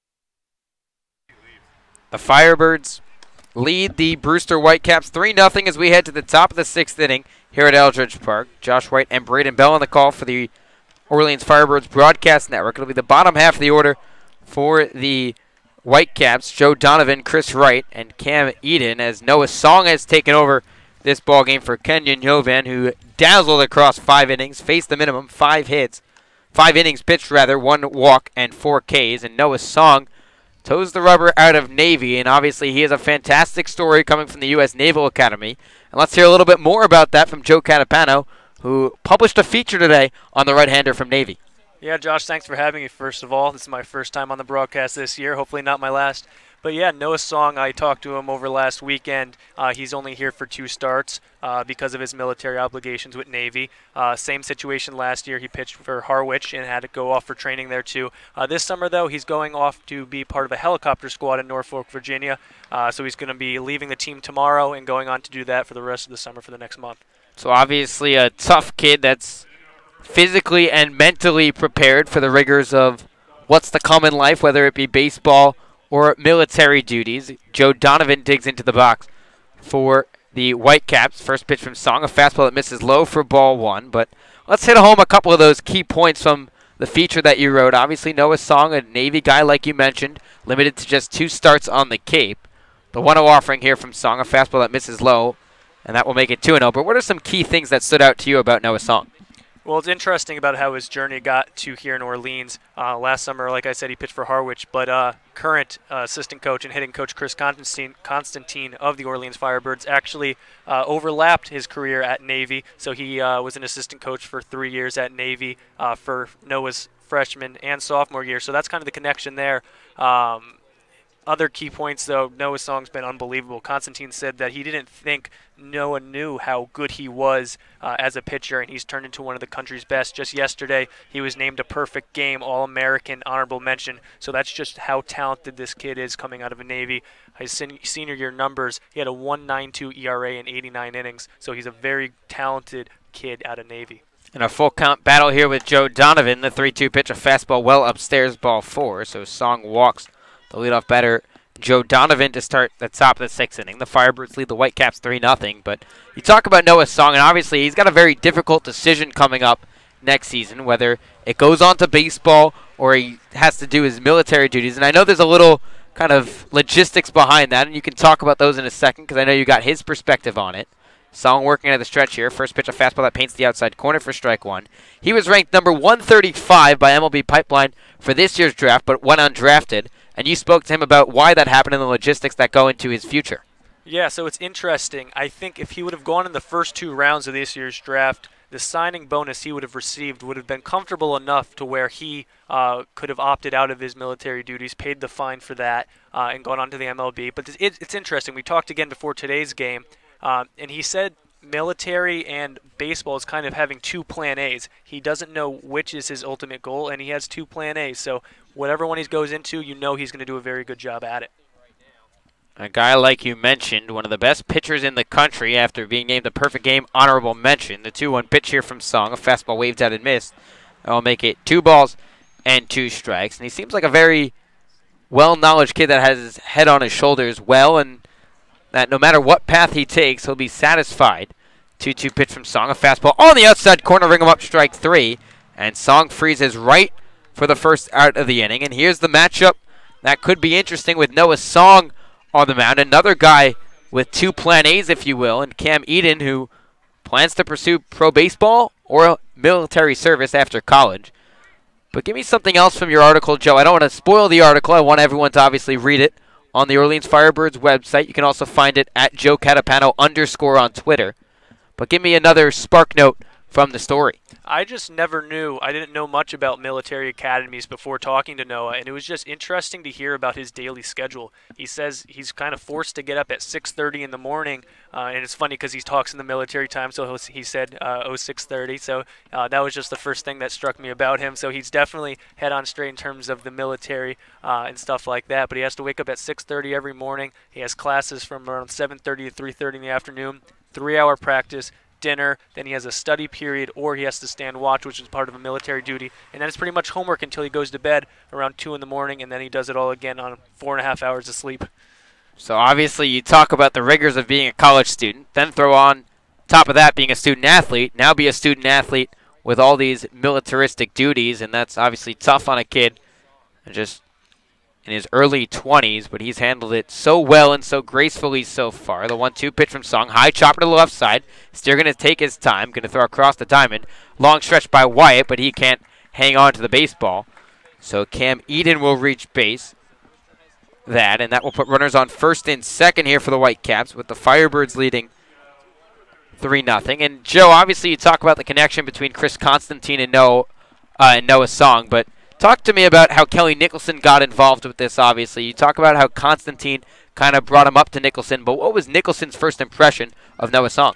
He knew he was a hard-throwing right-hander. His fastballs touched the high 90s, so this is a very strong kid that can touch that. And for Nicholson's point of view, Song made for a pretty perfect choice for a temp contract at the beginning of the year when players are filtering in and out, waiting for their NCAA tournament stuff to end. So Song, knowing he would only have 2 starts in 2 weeks with the team, he made for a perfect person to sign to a temp contract. The 0-1 pitch here from the right-hander misses outside, and that will even up the count at 1 ball and 1 strike. It's Orleans 3, Brewster nothing. Here with 1 out in the top of the 6th. Brewster's threatening for the first time tonight with the tying run at the plate. Song comes set at the belt. Right-hander kicks and fires. 1-1 pitch, a breaking ball that misses outside, and that will make it 2-1.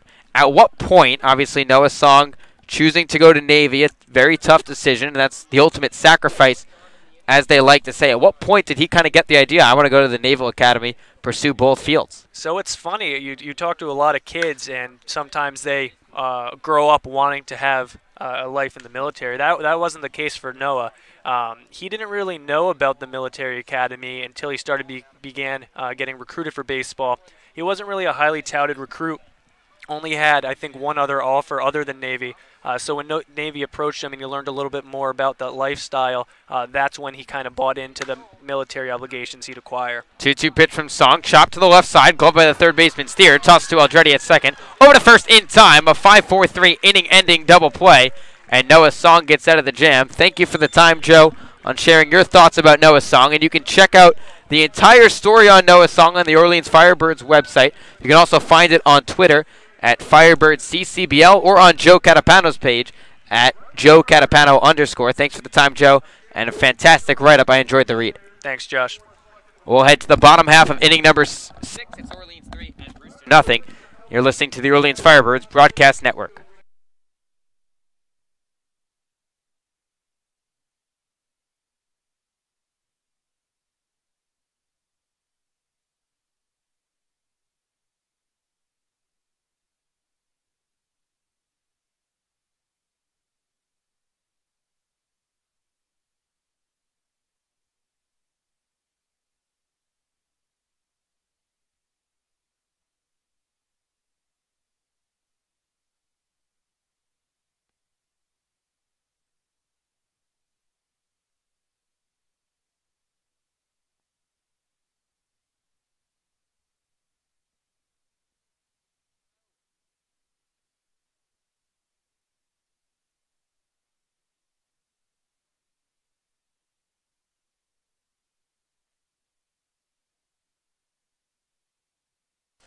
It'll be 6, 7, and 8 here for the Orleans Firebirds. Phil Clark, Spencer Steer, and Carter Aldretti set the things going for the Birds here in the bottom of inning number 6, already leading 3-0. And it was this part of the lineup that got the Birds on the board. We had the RBI single by Steer and the 2-run shot off the bat of Aldretti back in the 4th. Yeah, so this is, even though it is the bottom part of the lineup, the depth of this lineup is the strength of this lineup, and we saw that last time through this part of the order. We'll see if they can do it again, try to extend on this lead here.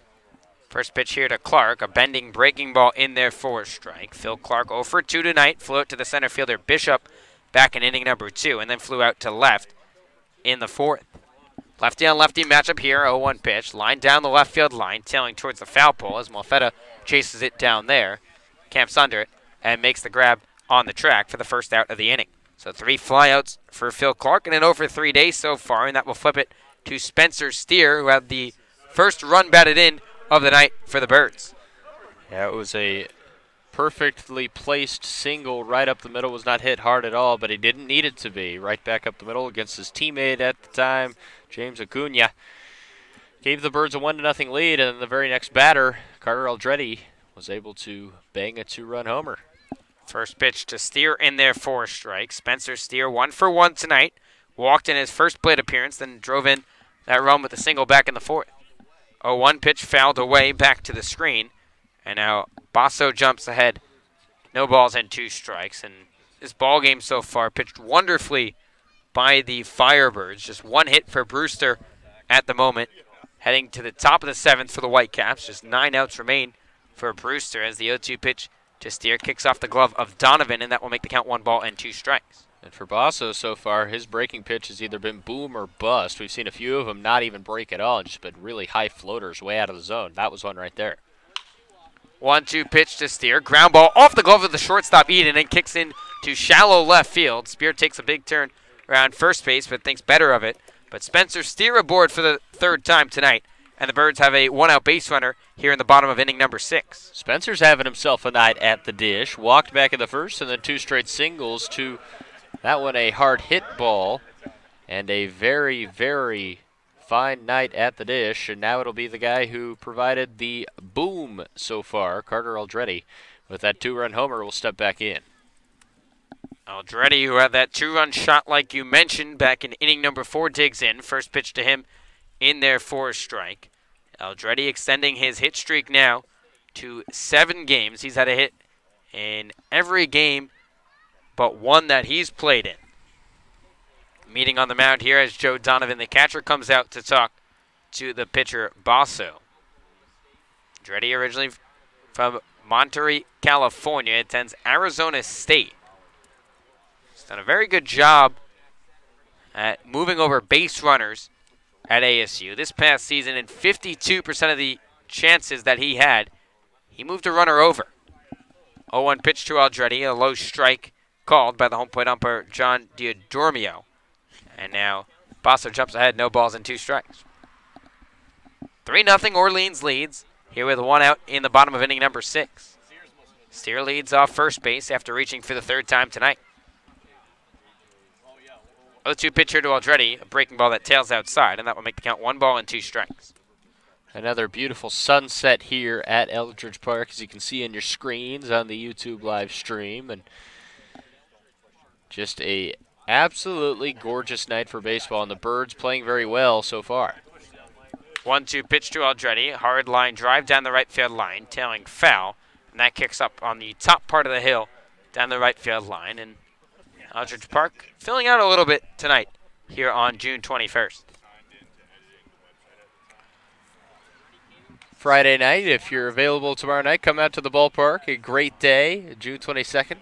Come enjoy a Firebird game.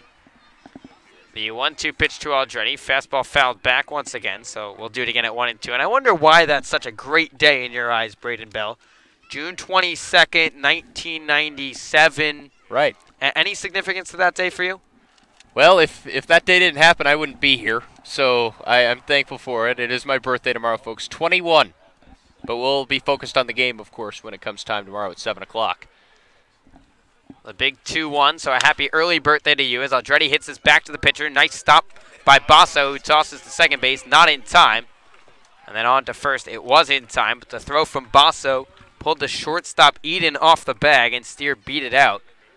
So Aldretti does what he does and moves over the runner, and we talked about how great he is at Arizona State at moving runners over. Obviously not picture perfect, but nonetheless gets the job done and Steer's in scoring position with 2 down. Good old-fashioned 1-6-3 put-out to get Aldretti there as the throw from the pitcher Basso drew him off the bag.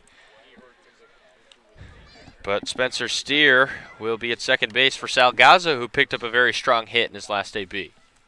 First pitch to Gazzo misses outside for ball 1. And now Sal batting from the right side of the dish after starting with the right-hander Acuna, but now with the left-hander Basso, he flips around the other way. Gazzo 1 for 2 tonight, singled and stole second base back in the 4th.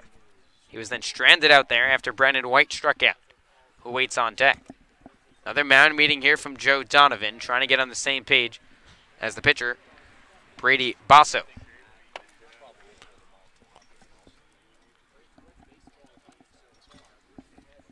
Back to that Firebirds pitching staff, which has been so strong. Only 1 hit allowed so far. Yovan went 5 and did not give up a hit. Noah Sung, who you heard a lot about last inning, looks like he might be coming out again. It's his last appearance with Orleans, and there's no action right now in the Firebird bullpen. Basso set on the hill, checks at Steer on second. 1-0 pitch here to Gazzo. He fouls this just over the dugout of the Orleans side and hits the netting up there, and that will even up the count at 1 ball and 1 strike. And Sal Gazzo, a very pleasant surprise so far for the Firebirds. Really known more for his glove, but batting 7 for 14 and even 500. Steer leads off second base. The 1-1 pitch to Gazzo. Chopper to the left side, touched by the third baseman Lively, but that's in foul territory. So Basso jumps ahead, 1 ball and 2 strikes. So Orleans 3, Brewster nothing. Here with 2 away in the bottom of inning number 6. We've seen Orleans put up runs in bunches, but not able to hold it up in the later innings of the games. We'll see if Orleans can try and tack on a couple of insurance runners here. 1-2 pitch to Gazzo. He fights this one off and stays alive, so we'll do it again at 1-2. And that would be refreshing tonight to see the bullpen close it down. The starters really have been pretty good for the most part throughout this season. It's been the bullpen that has struggled. We saw it last night against Katuitt blowing a 4-0 lead after a great outing from Stinson. Tonight they're trying to back up Jovan. We'll see if they are able to do it. Basso set on the hill, checks on Steer at second. 1-2 pitch to the switch hitting shortstop. Popped up shallow right side. The first baseman right ranging over, but can't get there as this one spins out of play. And Chris Wright, who got a slow jump over there, not able to make the play. So Salgazzo gets another chance at the plate. That looked like it was routine, so a break for Salgazzo. And like we talked about earlier in this game, sometimes if you get second life, the game of baseball will set you up for a chance to basically get a hit, and that's exactly what could happen here for Salgazzo. Steer on second base after being pushed over by the fielder's choice to Carter Aldretti. 2 out here in the bottom of inning number 6. Orleans leads 3-0. 1-2 pitch here to Gazzo. Fastball waves out a missed strike 3 for the final out of the frame. So Orleans able to get a base runner on, but he's stranded over there at second base. Led to the top of the 7th here at Eldridge Park. It's Orleans 3 and Brewster nothing. Braden Bell back on the play-by-play duties. You're listening to the Orleans Firebirds Broadcast Network.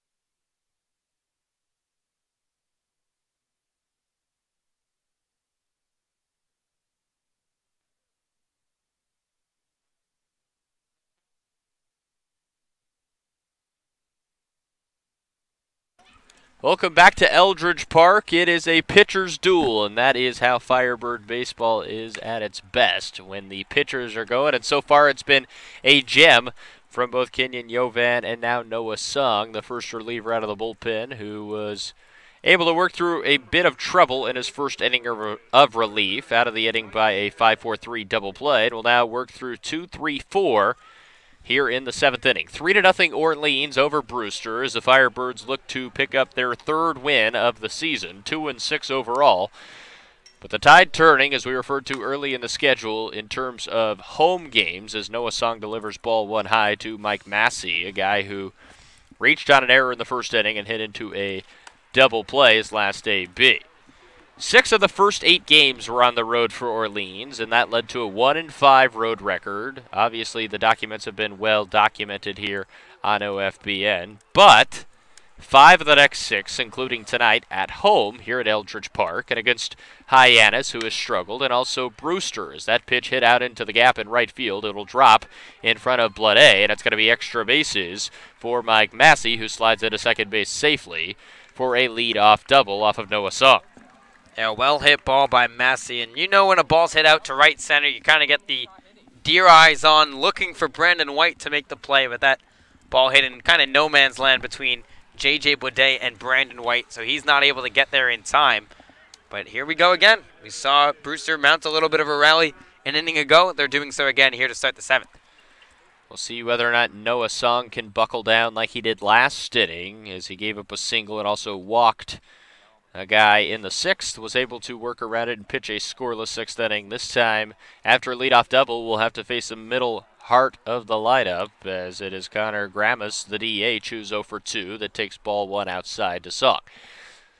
There's some movement out there in the Orleans bullpen. Nobody throwing yet for the Firebirds, and a 3-0 game, but you can't feel too comfortable. Of course, just 24 hours ago, the Birds blew a 4-0 lead, and there is a line drive that is caught out there at right field by J.J. Blade for out number 1. A nice play by the Firebird right fielder to make the catch at the belt. And there's one away in the top of the 7th inning. Good play by J.J. Blade to stick with that, obviously in a little bit of a rough spot, whether he tries to camp under to get in front of it, but does a good job, gets in front of it in time to make the grab. And this is the dangerous part of this Brewster lineup. It's the middle part of the lineup, and they already have a runner in scoring position with 1 down. But it is a good hitter to face, perhaps, in Hunter Bishop, who has started his CCBL season just 4 for his first 25. And Noah Song delivers a fastball that's fouled out of play for strike number 1. And kind of like what we saw last night with Katsuit, a guy who was struggling for them. That, of course, they kept him in the heart of the lineup. And excuse me, that was 2 nights ago in Harwich, Nate Eichhoff. They kept him in the heart of the lineup. He went 0 for 4 in great opportunities. And so the slump continued for him, and so far Hunter Bishop still unable to break out of his slump. The Arizona State Sun Devil looks at strike 2 low, and Song is ahead 0-2, trying to work around that leadoff double from Mike Massey. Song, that story from Joe Catapano up on the website, it is a great one. I highly recommend reading it, as that pitch is fouled off down the line. His final appearance with the Firebirds will be spending the rest of the summer with the Navy.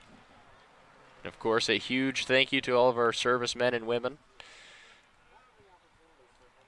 And a great story, no doubt, from Noah Song, and a very talented baseball player as well, who throws strike 3 past Hunter Bishop on a breaking pitch. And a great response from Song to retire the next 2 batters after a leadoff double, and they're now 2 away. The last chance for Brewster in the 7th will be Christian Molfetta. You talk about the mental toughness of Noah Song going to the Naval Academy. That pays dividends on the baseball field as well. You're battling back after giving up a leadoff base hit, and does a great job to pick up out number 2, and now 1 out away from getting out of the jam. First pitch in there from Song, fouled back to the net. Molfetta is 0 for 2 with 2 strikeouts looking, so at least he got the bat off his shoulders that time and fouled it off back to the net as he looks to get things going here in the top of the 7th. The first real scoring opportunity for Brewster in a 3-0 game. Just 2 hits overall for the Whitecaps as Jovan, the starter for Orleans, through 5 hitless innings, faced the minimum in his start. He was outstanding for Kelly Nicholson and company. The second straight day they've had a great start. Of course, yesterday it was Graham Stinson who also went 5 and struck out 12 in that time span. 1 ball and 1 strike. Song comes set and delivers the 1-1 pitch, a breaking pitch that completely fooled Molfetta for strike number 2. You talk about some of the realities of the CCBL. The injuries obviously come up, inning limits, things like that. Talking about Orleans, obviously had a fantastic pitching staff, and they still do, but they lost Sean Mooney, who's not going to make his way up to the Cape. They lost Mitchell Sanger to Team USA. You got Kenyon Jovan and Graham Stinson, who are obviously 2 of the top arms, both of them going to Team USA, but I'm sure Kelly Nicholson and Jamie Quinn would love to see them back after this stint with Team USA. So that breaking pitch ran high to Molfetta. He stays alive at 2 balls and 2 strikes. In the top of the 7th inning is Noah Song trying to work around a leadoff double off the bat of Mike Massey. Comes set and delivers the 2-2 pitch. Breaking ball swung on and missed. Clark tags the runner, throws down to first rather, and ends the inning in a fantastic inning of work and recovery from Noah Song. A great story, perhaps even a better pitcher. And we are at stretch time here at Eldridge Park. The Firebirds lead Brewster 3-0. We'll be right back on the Orleans Firebirds Broadcast Network.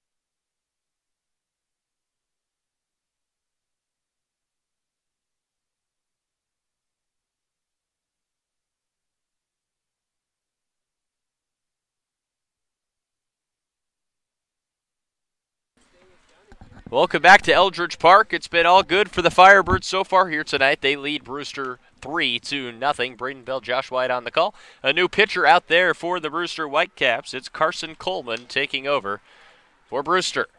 Carson Coleman, the rising junior out of Kentucky, goes to the hometown school, originally from Lexington, Kentucky, 6'3", $195, making his first appearance for Brewster. So it'll be interesting to see exactly what he has there, but a guy that obviously Orleans got through the first two arms that Brewster had. So the offense there for Orleans in that fourth, but they've had that all season long. It's interesting to see if the Birds will be able to tack on an insurance run here in the 7th or the 8th to give some cushion to their bullpen.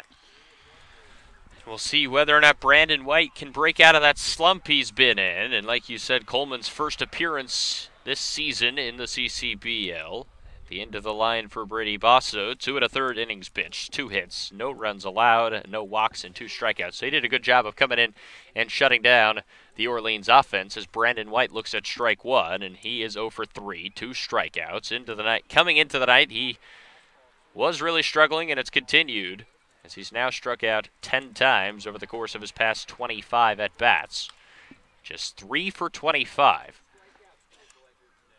So not an easy time for Brandon White at the dish. His defense is always going to be stellar out there in center field, so you assume he's always going to have a position for the Firebirds. But obviously you'd love to have your leadoff batter come back alive. And baseball's a game of trends up and down. He started the season strong. He's in a valley right now.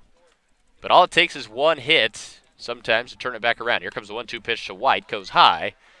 And it's 2 balls and 2 strikes. Also, sometimes just a walk or something fluky to get you on base, get you back in that field, can start to turn things around. We'll see whether or not Brandon can do that here. Coleman will be pitching out of the windup. High leg kick deals the 2-2 pitch. White another strikeout. Make it 3 on the evening for White. And it really just hurts to see anyone struggle like this, but especially Brandon White, with as great as he produces defensively, struggle like this offensively for the Firebirds. Yeah, for whatever reason, just not seeing the ball well out of the pitcher's hand the last few days, and kind of wonder maybe a day off might suit him well, or maybe kind of a relegation, if you will, to the 9 spot. Obviously, he's still in there, got to keep him because of his speed and his glove, but you put him in the 9 spot, maybe bump Salgazzo up a little bit, who's been hitting well. Find that leadoff guy. Pat DeMarco's got plenty of speed. He could hit up there. You got Salgazzo, who I mentioned, who has decent speed. He could potentially be the leadoff hitter. So we'll see as the next games progress what Kelly Nicholson decides to do offensively. Meanwhile, it's J.J. Blade. He fouls off a pitch behind the net, and the count is 1 ball and 1 strike. Orleans, all 3 runs in this game came in the bottom of the 4th inning, all with 2 outs. It was first an RBI single from Spencer Steer, and then the next batter, Carter Aldretti, sent a line drive home run over the right field wall. There's a base hit through the right side for J.J. Blade. Gets past the outstretched glove of Massey, and Blade has his first base knock of the night. Comes here in the 7th inning with 1 away, and that'll give the heart of this order for Orleans a chance to try to produce a 4th run, with Blade standing at first.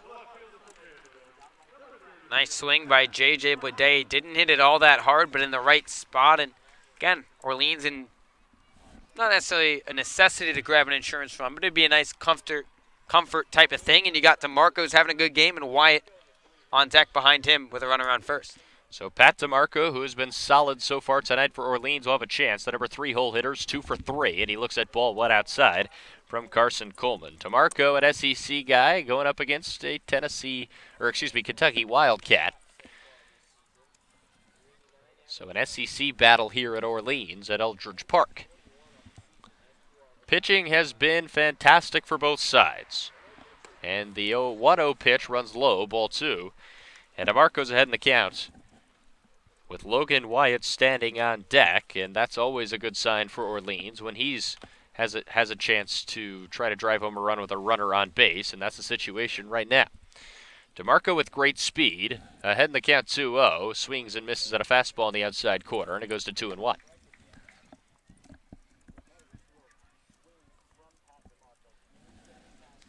Thank you for tuning in. If you're watching on the YouTube live stream right now, Thursday night baseball action, the Firebirds and the Whitecaps, Eastern Division rivals, the first meeting between these two teams. They'll meet 6 times this season. Strike 2 catches the outside corner. Of course, the first meeting between these two teams back on June 13th was rained out. That'll be rescheduled most likely on Monday. hasn't officially been announced. It has been officially announced, excuse me. Josh White just informed me. So these two teams will be meeting again on Monday.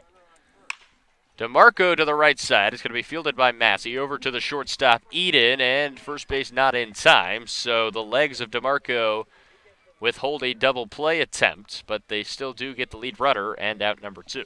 I guess if you're Orleans, that's a good trade. You get the speedier DeMarco on the base pass. Obviously not ideal that he didn't pick up a hit in any capacity, but at this rate, you get it to Logan Wyatt, who, as we all know, is probably the best bat on this Orleans side.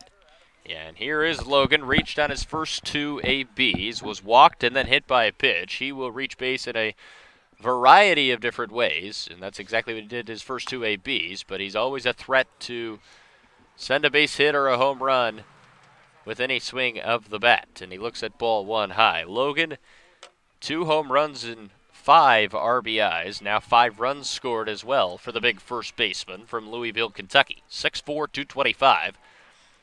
And a beautiful left-handed swing as he swings away that time, pops it up. Ranging over is the catcher and dropping that baseball right over near Jax Groshans. So Wyatt catches a break as Joe Donovan, the catcher, could not quite hold on. And the inning's still alive for Orleans after a tough play, but a play that could have been made by Donovan to the end of the inning.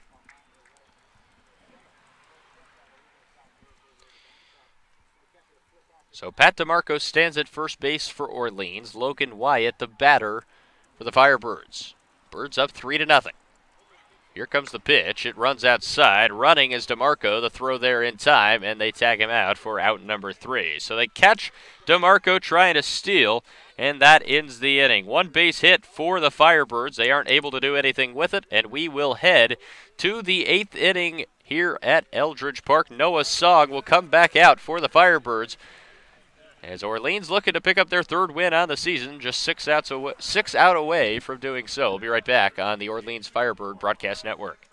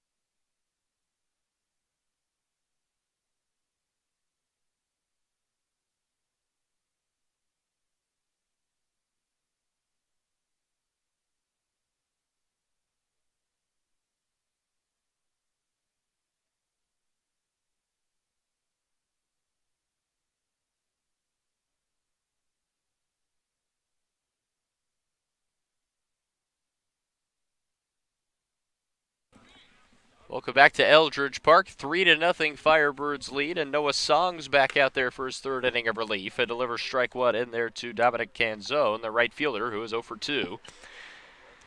Kelly Nicholson letting the right-hander from Navy go a bit here, as he's going to be gone for the rest of the summer. You've heard about it throughout the broadcast tonight on naval duties, and so why not stretch him out a bit here? And he's looked very good through his first 2 innings, working around a bit of traffic on the base paths, but still preserving that shutout that the Birds have in order right now. So the count is 1 ball and 2 strikes to Canzone. The 1-2 pitch froze Canzone, but apparently just missed high. 2 balls and 2 strikes. 6, 7, 8 due up for the Whitecaps right here. Here comes the 2-2, fouled back right near us. Off the net in front of us, and it stays at 2-2.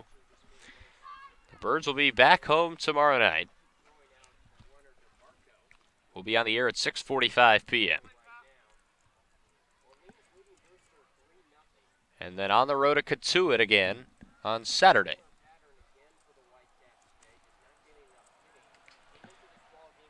Some mound conference going on out there between Phil Clark, the catcher, and Noah Song. 6'4", 196, originally from Claremont, California, and obviously spending his college time in Annapolis. Here comes the 2-2 pitch. Breaking ball high, full count.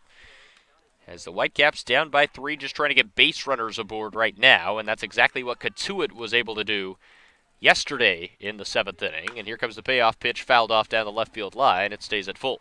Good at bat here by Canzone to draw a lot of pitches from Song and making him work out there, especially in his 3rd inning of relief. Here comes the payoff pitch from Song. Popped up out of play yet again over the highway behind us, and it stays at a full count. So, Canzone grounded out to shortstop at his first AB, and then Carter Aldretti had a 4-3 putout in his 2nd time up. Here comes the 3-2 pitch. Strike 3 called. Noah Song with another strikeout pitch to start the 8th inning. And the midshipman on the mound for the Firebirds doing a great job at his finale out there for Kelly Nicholson. He is absolutely dealing 3 straight strikeouts dating back to the 7th, and he is locked in right now for the Birds. Exactly what Kelly Nicholson needed after those 5 no-hit innings, from Kenyon Yovan. Ball 1 delivered low to Joe Donovan, the catcher out of Michigan. Walked in his last AB against Song. Swinging there and fouling it off. Just a foul tip, and it goes to 1 ball and 1 strike. Donovan, Clarendon Hills, Illinois native. Wears number 0 in college, a rare number for baseball. You see it sometimes in basketball, not so much usually in baseball. As he swings over the top there, gets 0 part of that ball. It falls behind 1 ball and 2 strikes. Song with the mitt covering his mouth and now delivers the 1-2 pitch. High fastball, strike 3. He is wheeling and dealing right now, making 4 straight strikeouts, and there are 2 away in the 8th as Noah Song is rocking and rolling. Have yourself a day, Noah Song. Absolutely rolling down hitters here, mowing them down. That's now 4 straight strikeouts, 5 on the day for Song, and he is absolutely dealing out there for the Birds, and potentially he could go the rest of the way if this keeps going for Noah Song. Chris Wright will foul that one off. The 8-hole hitter is 0 for 2 with a strikeout. Still no action out there in the Orleans bullpen. And you might just, like you said, leave Noah Song in. With as good as he's looked, why not think about it if you're Kelly Nicholson? Here comes the 0-1 pitch to Wright. It's low and in the dirt for ball 1. Yovan started this game out for Orleans, and he was masterful. Through 5 innings, did not give up a hit, faced the minimum, striking at 4. And Song's been almost just as good as that pitch is fouled off for strike number 2. And Aaron Oceanbine, who we've seen as the Orleans closer out of Eastern Kentucky, starting to get loose out there. It'll seem that he'll pitch the 9th inning if Orleans still leads by 3. Still does have that black pullover on, though, so it's definitely very early in his tosses. As strike 3 delivered. How about striking out the side, Noah Song? 5 straight Ks for him. Looking extremely strong in what could be his final pitch as an Orleans Firebird in the summer of 2018. But if it is indeed his last pitch, he ended on an extremely high note. It's 3-0 Birds as we head to the bottom of the 8th inning here on the Orleans Firebirds Broadcast Network.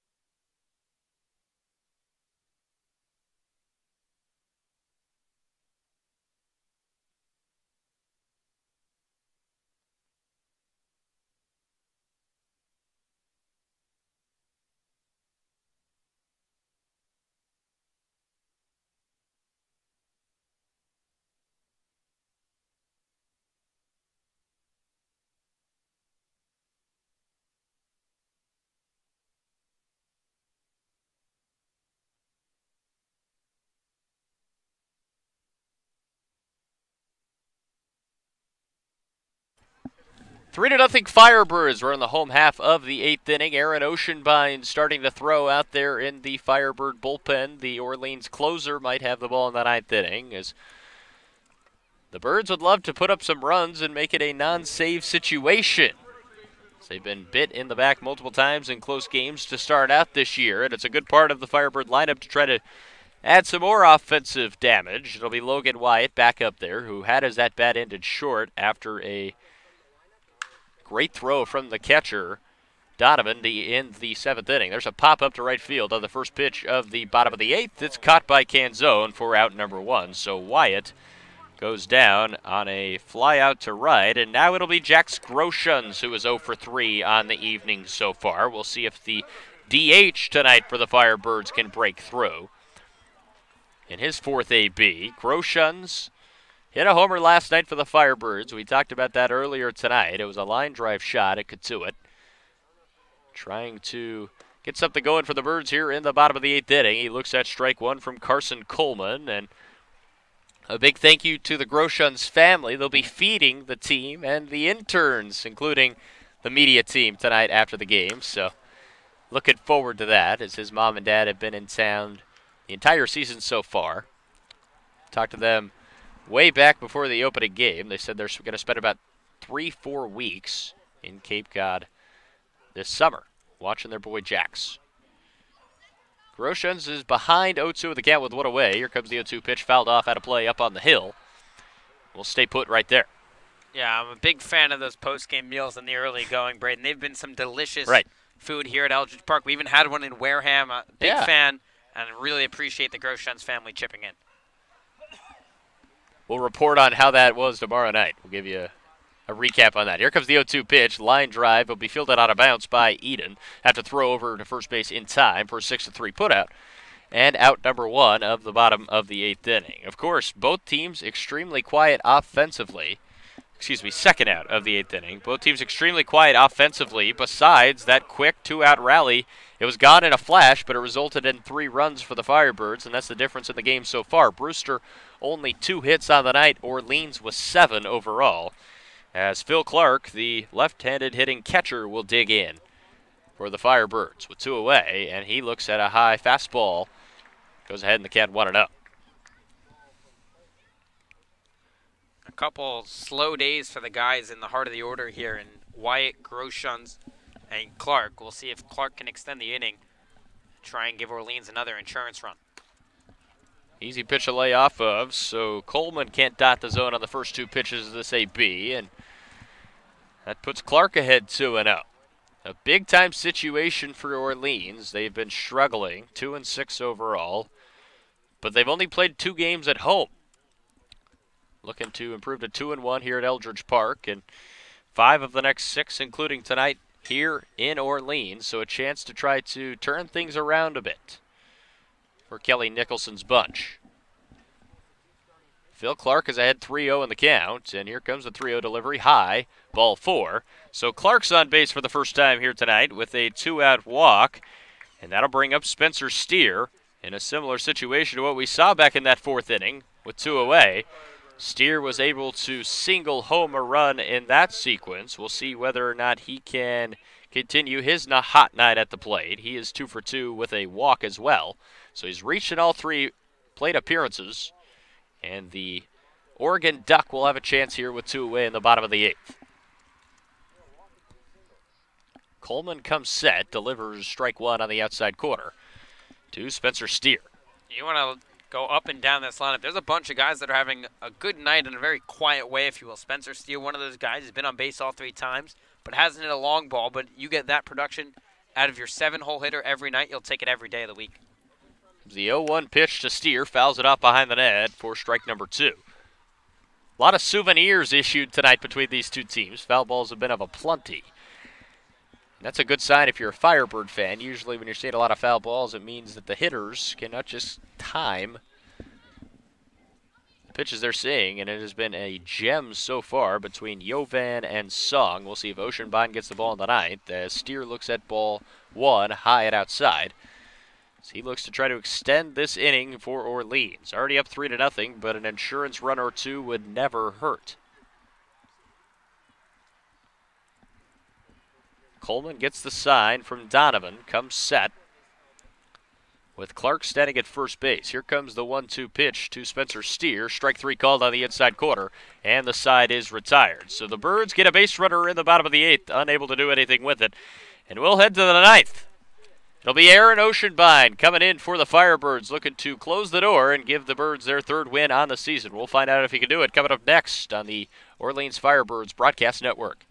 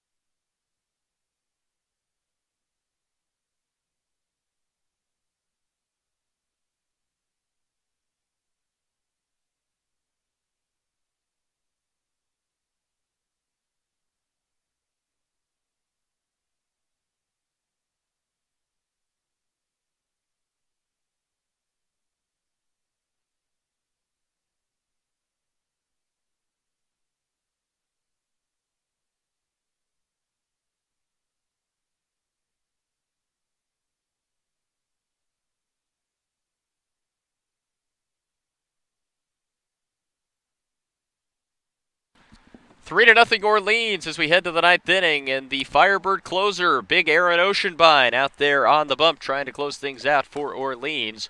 6'3", 218 from Lexington, Kentucky, making his fourth appearance for the Firebirds, and a save situation for Oceanbine. He's been outstanding so far this season. Yeah, absolutely, Braden. A temporary player that's earned himself a permanent contract, and I'm sure that's coming in the near future for Oceanbine. His last time out at Harwich, that was the only bad appearance he's made so far. Pitched 2/3 of an innings, and it wasn't even that bad of an appearance. Struck out the first two batters he faced, but then served up a walk-off home run off the bat of Chris Galland, his first collegiate home run, if you will.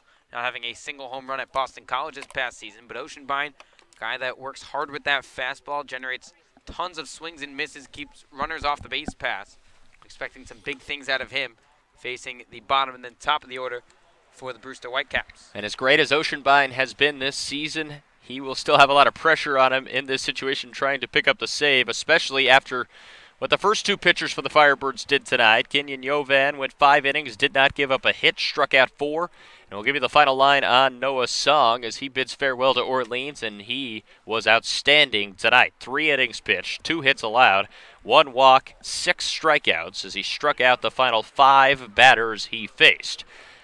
Now it'll be Aaron Oceanbine's chance to try to close this thing out for the Firebirds in what's been the cleanest game they've played so far on this young season, ahead 3-0. And Oceanbine will get 9-1-2 for the Brewster Whitecaps. First pitch from Aaron Oceanbine is a strike on the outside corner as he continues to attack the strike zone with a zeal unknown by any other pitcher on the staff, really, maybe besides Graham Stinson. Oceanbine working quickly, out of the windup, delivers outside, ball 1. To Cam Eden, who is 1 for 2, singled back in the 6th inning. 1 of 2 hits for Brewster here tonight. 9 o'clock on the dot here at Orleans as Oceanbine delivers a strike 2 on the outside corner, and he's ahead of Eden 1-2. Oceanbine from Eastern Kentucky, and like you said, Josh, we don't predict these kind of things normally, but with the way he's produced for this team, you got to assume that temp contract might be made permanent as he delivers ball 2 high, and the count goes to 2 balls and 2 strikes. A guy that's really thrown strikes, his first appearance, 12 pitches, 12 strikes, and a save here at Eldridge Park. Comes the 2-2 from Oceanbine. Swing and a miss. Strike 3. Oceanbine gets the job done for round number 1, and the Birds are just 2 outs away on a 6-pitch battle that time, and now 6 straight strikeouts, that is, for the Orleans Firebirds pitching staff. Fantastic job by the Orleans staff all night long. Kenyon Yovan fired 5 no-hit innings. Then Noah Song did a fantastic job out of the pen. Now Aaron Oceanbine off to a great start for the Birds. Oceanbine delivers strike 1. It's going to be bounced back right to him. Lively will ground out. A 1-pitch at bat, and there are 2 away, and Orleans just 1 out away from securing a big-time win, and a much-needed win at that here tonight against Brewster. Yeah, and these are 2 of the struggling teams on the Cape. Orleans with 4 points coming into the night, Brewster with 5. Only Falmouth had less points than Brewster, obviously the Firebirds as well, but Orleans doing a nice job of carving them up. The offense was there. The pitching was there. We'll see if Oceanbind can shut the door here.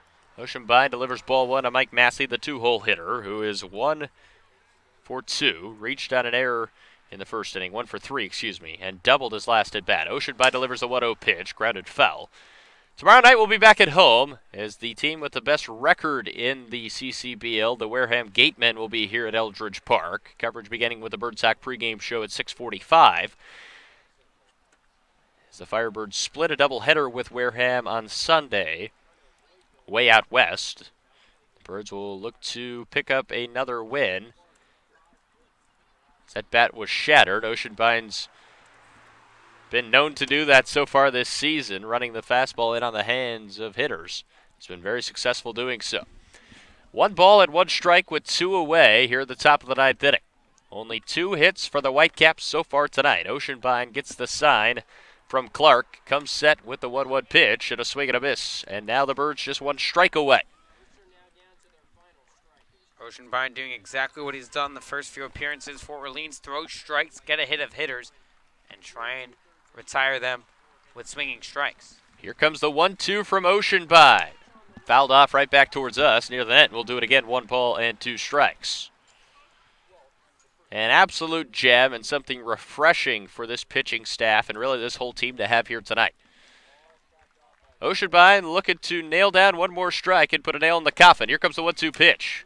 Popped up, left side, playable for Steer, who makes the catch, and the Firebirds win 3-0 on an absolute gem for the Firebird pitching staff. Just 2 hits allowed in their first shutout of 2018, and the Birds pick up a much-needed win here at Eldridge Park. Yeah, fantastic pitching performance by Orleans. Just 2 hits for Brewster, 1 error on the board for the Firebirds, so not too many base runners. And if you're Kelly Nicholson, this is exactly what you needed. You got 3 runs when it mattered most. Orleans exploded in that 4th, and that was enough for Jovan Song and Oceanbind to shut the door.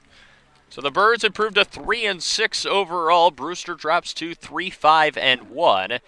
And Orleans now also 2-1 at home. Again, tomorrow night they'll be at home against Wareham. We're going to have 2 interviews here on the postgame show, so don't go anywhere.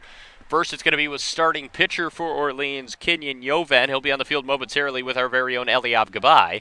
And then we'll be chatting with the guy who provided the pop for the Firebirds, Carter Aldretti, will be joining me at the broadcast table. So first will be Jovan, second Aldretti, coming up on the Firebird postgame show. But the Firebirds win 3-0.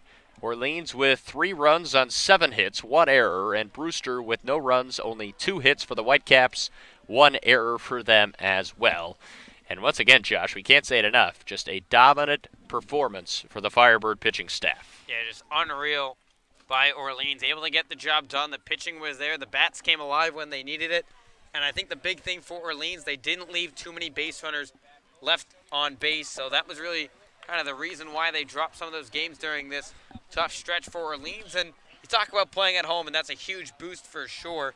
Anytime you can play in your home ballpark, place where you're comfortable, place where you can sit on the same seat you know where you're going to be sitting, that's a good sign for Orleans, and they'll try and do that again tomorrow night here at Eldridge Park. They looked very comfortable indeed. Of course, we'll give you some highlights later tonight on social media, but we'll verbally tell you about how the Firebirds scored their 3 runs tonight. Of course, it started with Spencer Steer, an RBI single in the 4th inning, and then the very next batter, Carter Aldretti, popped a line drive shot out to right field, and just like that, in a blink of an eye, it was 3-0, and that's all this team needed behind the strong pitching of Kenyon Jovan, Noah Song, and Aaron Oceanbind. So the Birds win 3-0.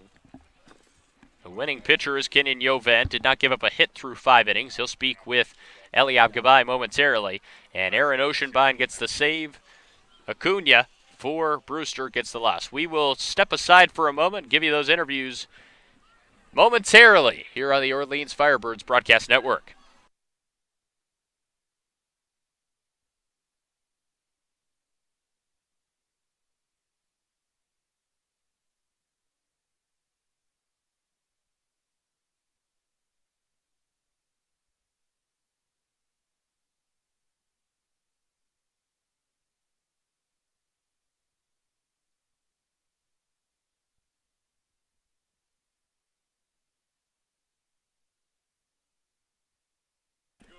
Welcome back to the OFBN postgame show, and we'll send it off right away to our very own Eliav Gabai to send it over to the winning pitcher tonight for the Firebirds, Kenyon Yovan, who's standing by with him after tossing 5 innings of no-hit ball for the Firebirds. Eliav, take it away.